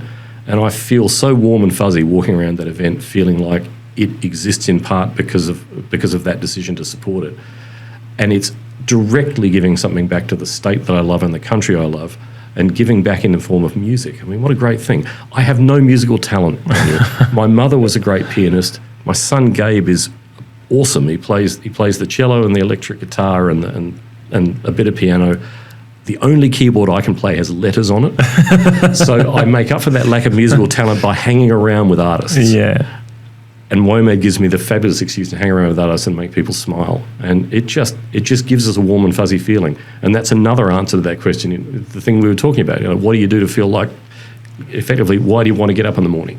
Right? That makes me feel happy about getting up in the morning. I feel like I'm giving something back. Oh, look, thank you so much for doing it. I mean, the people of South Australia and the world really are experiencing an amazing event with like so much richness and colour and I've got to say diversity. the upcoming one in March 23, definitely go to that one. It's 31st year since it went on. We're bringing the feathers back. Oh, wow. There you go. It's the incredible. Will you be wearing some of them? Yeah, no, this is an incredible French troupe. The feather, there will be angels playing above you on wires, and then this incredible amount of duck feathers falls down out of the sky like snow. And by the time you're done, it's everywhere. You've got kids and adults playing in a snow made of duck feathers with this fabulous music. It is so involving, and everybody is smiling and happy, and it'll be on every night of WOMAD in 23. We put it on. It's an explosion of senses, isn't it? Really, we did it 5 years ago. Yeah, I remember. I thought I heard this before. And we thought it would never come back, and we thought, no, we've got to do this one more time. It's got to kill a lot of ducks, though. No, it's interesting. Strangely not. It's a great question, and the answer is that they buy duck feathers from the clothing industry that would otherwise wind up in a Patagonia jacket. Okay. They pay big bucks for ducks that are actually sustainably driven to produce this duck down, and it's biodegradable. And they ship a shipping container full of clothing-grade duck feathers to Adelaide. What a crazy statement. And then proceed to drop it on the audience every night. It's awesome. So rounding up the podcast, thank you again for coming in. Duck feathers, what a good way to end it. I've got a bunch of quick fire questions that we really just want to ram through. Feel free to elaborate should you need, but it's just a good way to finish off the podcast. A little bit. So we are big readers here at Creating Synergy. We love our books and constantly striving to improve ourselves and read. And so what is one book that you're reading right now? I like rereading old science fiction books I like. So I've actually Ringworld. Okay. Yeah, Larry Niven's Ringworld. Awesome book. Yeah? Yeah. Totally awesome science fiction book. Let's put that in the show. And the non-fiction book I read most recently, I actually reread again, is a book called Exact. Simon Winchester's the author. It's about the evolution in humanity of high-precision measurement. Oh, wow. And believe it or not, it's a really interesting topic. How you go from Neanderthal axes to micrometers and why, and the revolution it's produced in the world of manufacturing. It's actually a bloody good book. Yeah, wow. It's quite entertaining. It would be. What's one book, though, that you feel that stands out from the crowd, from a non-fiction point of view? Well, I was thinking about that the other day, and let's say, and effectively in terms of a business book, there's again an old one that I really quite enjoy called Maverick. The author is Ricardo Semler. Yeah. It's a book about a very unusual, and this won't surprise you, very open book business. This guy inherited from his father and decided, manufacturing business, decided to run in a very, very open way with his staff. So open that, for instance, he educated his main factory guys in accounting and then said, you guys figure out how much to pay yourselves. Here are the books, you work it out. Let's make it sustainable. Let them dig in, right? But the thing I learned from that is quite deep. He's got this fabulous chapter in there about time management. And the thing I took home from that, Daniel, is the following. When people tell you that you're harder to contact than the Pope, you need to take it as a compliment. Yeah, really? Right? In other words, you're doing it right. Yeah. Your major asset is your time, and you need to be really careful about whose time you give it to, right? Who you give that time to. I really like that. Yeah. Isn't that great? That is fantastic. Take that as a compliment. Don't feel like you've got to be available to every bastard all of the time, because it comes right back to that conversation we had about fixing other people's problems. First, fix your own. Oh, bang, cop that. All right. What is one lesson that's taken you the longest to learn? Believe it or not, it's actually that one. Stop fixing other people's problems. It really has been. But it's been the key to my success, but it's also, in a sense, one of the worst things for me. Well, your greatest asset is also your greatest liability. Yeah, right. You've got to manage it. That. Yeah, I think I can walk that same path with you. I think, What, if you could invite 3 people for dinner, who would they be? Yeah, I had a thought. I really had to think about this. Elon Musk. Yep. Surprise. Had to be in there. Elon Musk. Peter Gabriel. I met him once, and I'd love to spend more time with him, and ideally with his buddy Kate Bush. And Taika Waititi, the director. Yeah. Who, I don't know what's going on in his head, but man, I'd love to figure it out. And the thing about that set of people is, but that's 3 separate dinners, because those are human beings you would want to provide with your undivided attention. Yeah. I mean, I'd like, but them. Can you imagine the chaos at one table if they're all at one table? Yeah, exactly. Yeah, it would end strangely. I love it. What's some of the best advice that you've ever received? Yeah, interesting. I haven't, it might sound strange, but people don't seem to give me much advice. I tend to be doling it out more than receiving it. Well pulled. Yeah. And I think the thing I'd say, which is not quite an answer to your question, because I can't directly identify a piece like that, it's what I've had to keep learning is about fallibility and humility, right? You are fallible, roll with it, have humility. None of us deserve too many tickets on ourselves. We're all going to die eventually. Yeah. So that's what I've kind of imputed from various places. But that's kind of the answer I could give you. If you had access to a time machine, where would you go?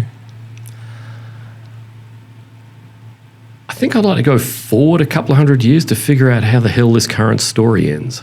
The whole planet story thing, that whole sustainable world thing. Only a couple of 100 years? Yeah, because in a couple of 100 years' time, there's going to be a hell of a lot less humans at this rate, and it'll be interesting to see what that world looks like.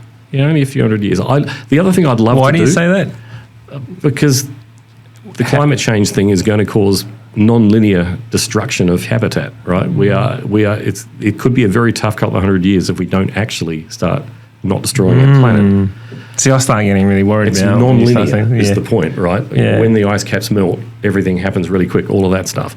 I'm thinking of Waterworld right now. Yeah, right. I'd like to see how that comes out. The related thing is that I would love to indulge in space travel, and we're on the edge of managing that at the moment, but given another couple of 100 years, it'll hopefully be routine.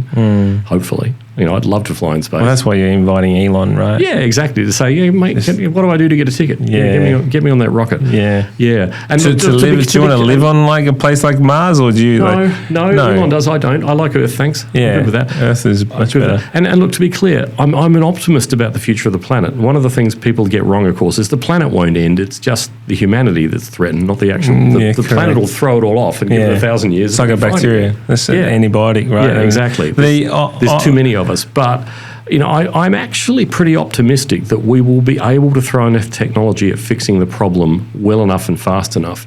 It's just, as we've touched on, incredibly annoying that we have to.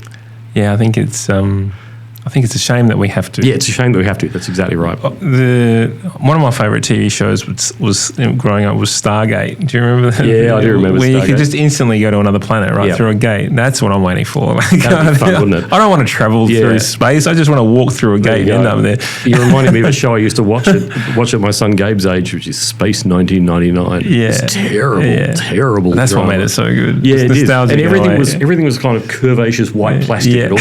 It all looked like 2001: A Space Odyssey. Yeah. And all these people with very broody expressions. I love it. If your house was on fire and your family, your pets, everyone, they're all safe, what would you run back in and grab? I wouldn't necessarily run in to grab very much because honestly, the family and the pets are about the only things that are actually hard to replace. If I've learned something, it's that almost no other chattels you've got actually matter very much. I mean, you can be sentimental about that, that ring or that bit of jewelry. I suppose the thing I'm the most sentimental about is a little box I've got full of actual physical souvenirs from that business career and all those early days in America, like physical photos and little badges from conferences I went to. And you haven't uploaded them yet? No. It's just this little pile of stuff. So that just sits there. But Larry Niven, the author who I'm rereading at the moment, he said it well, I think, and I'm pretty sure it was him that said it. You never really own anything that you can't carry with you at a flat-out run. That's true. Right? What you own is what's in here and the capacity to use that to do other things, and you own your understanding of human relationships. What's going through my mind right now is, have you ever read Man's Search for Meaning by Viktor Frankl? No, I've heard of it. I haven't read it. It's possibly my favourite book of all time, right? Viktor Frankl was a psychotherapist that was involved in Auschwitz and the camps and whatnot. And so when he was captured, and taken to the prisoner camps, he was then stripped. All the people in that scenario were stripped, and so he talks about the feeling of losing all possessions, and how the only thing that you actually own is your body and your mind. Precisely. And it's just a remarkable. I recommend you having a read. It sounds great. And the thing is that in our modern world that is full of so much noise that comes at us through our gadgets, you've got to imagine that a shockingly large proportion of the human population in the first world have nothing like that experience and may never have anything like that experience, may never in fact slow down enough to realise the truth of that statement. Yeah. It's... actually, can you please just read it? And I want to have a conversation with you about, because the first part is about his experiences in the camps, and then the second part is the thought process of the mindset. So it's almost like a 2-part piece. Sounds great. So you will love it. If you had one superhero power, what would it be? And you're not allowed to say fly, right? Damn, because that was the obvious one. Mind control. Yeah. So I convinced those damn politicians to get on with ignoring the fossil fuel industry. Dead set. Mind control. Done. Let's leave that there. Now, one of my favourite parts is, do you have a dad joke? Yeah, I'm really tragic with dad jokes. Often I need context to come up with them, but I can think of lots of dad jokes. Let me give you a knock-knock joke. Go. Knock-knock. Who's there? Interrupting cow. Interrupted. I knew that was coming. You knew it was coming, didn't you? And I'll give you another couple. All right, Dean Martin's law, which is you're not drunk if you can lie on the floor without holding on. And the last not quite safe for work one, it used to be applied to Reagan, but it works even better with Trump, which is why does Donald Trump always have sex lying on his back? Why is that? Because he can only fuck up.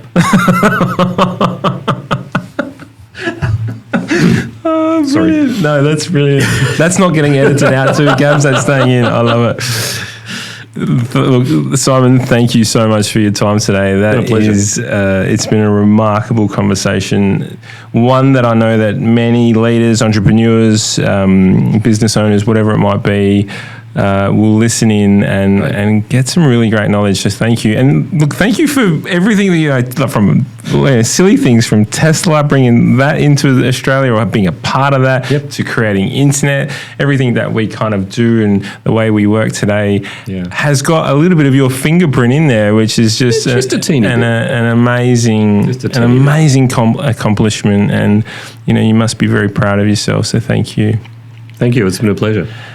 Thank you, everyone. That's all we've got time for today. Actually, one last question. Where can we find you if we want to get in contact with you or if people want to follow you? Or Twitter's the social media place I hang out on. So at Simon Hackett, one word. Yep. Very easy. Perfect. And I've got Hackett with a double T. Yes, Hackett with a double T. And I've got a website with a blog on it that I post things intermittently about on a lot of these topics, actually. And that's at simonhackett.com. Perfect. Easy. Excellent. Thank you, everyone. We will catch you next time. Thanks again, Simon. Thank you. Thanks for listening to the podcast all. You can check out the show notes if there was anything of interest to you and find out more about us at SynergyIQ.com.au. I am going to ask, though, if you did like the podcast, it would absolutely mean the world to me if you could subscribe, rate, and review. And if you didn't like it, that's all right too. There's no need to do anything. Take care, guys. All the best.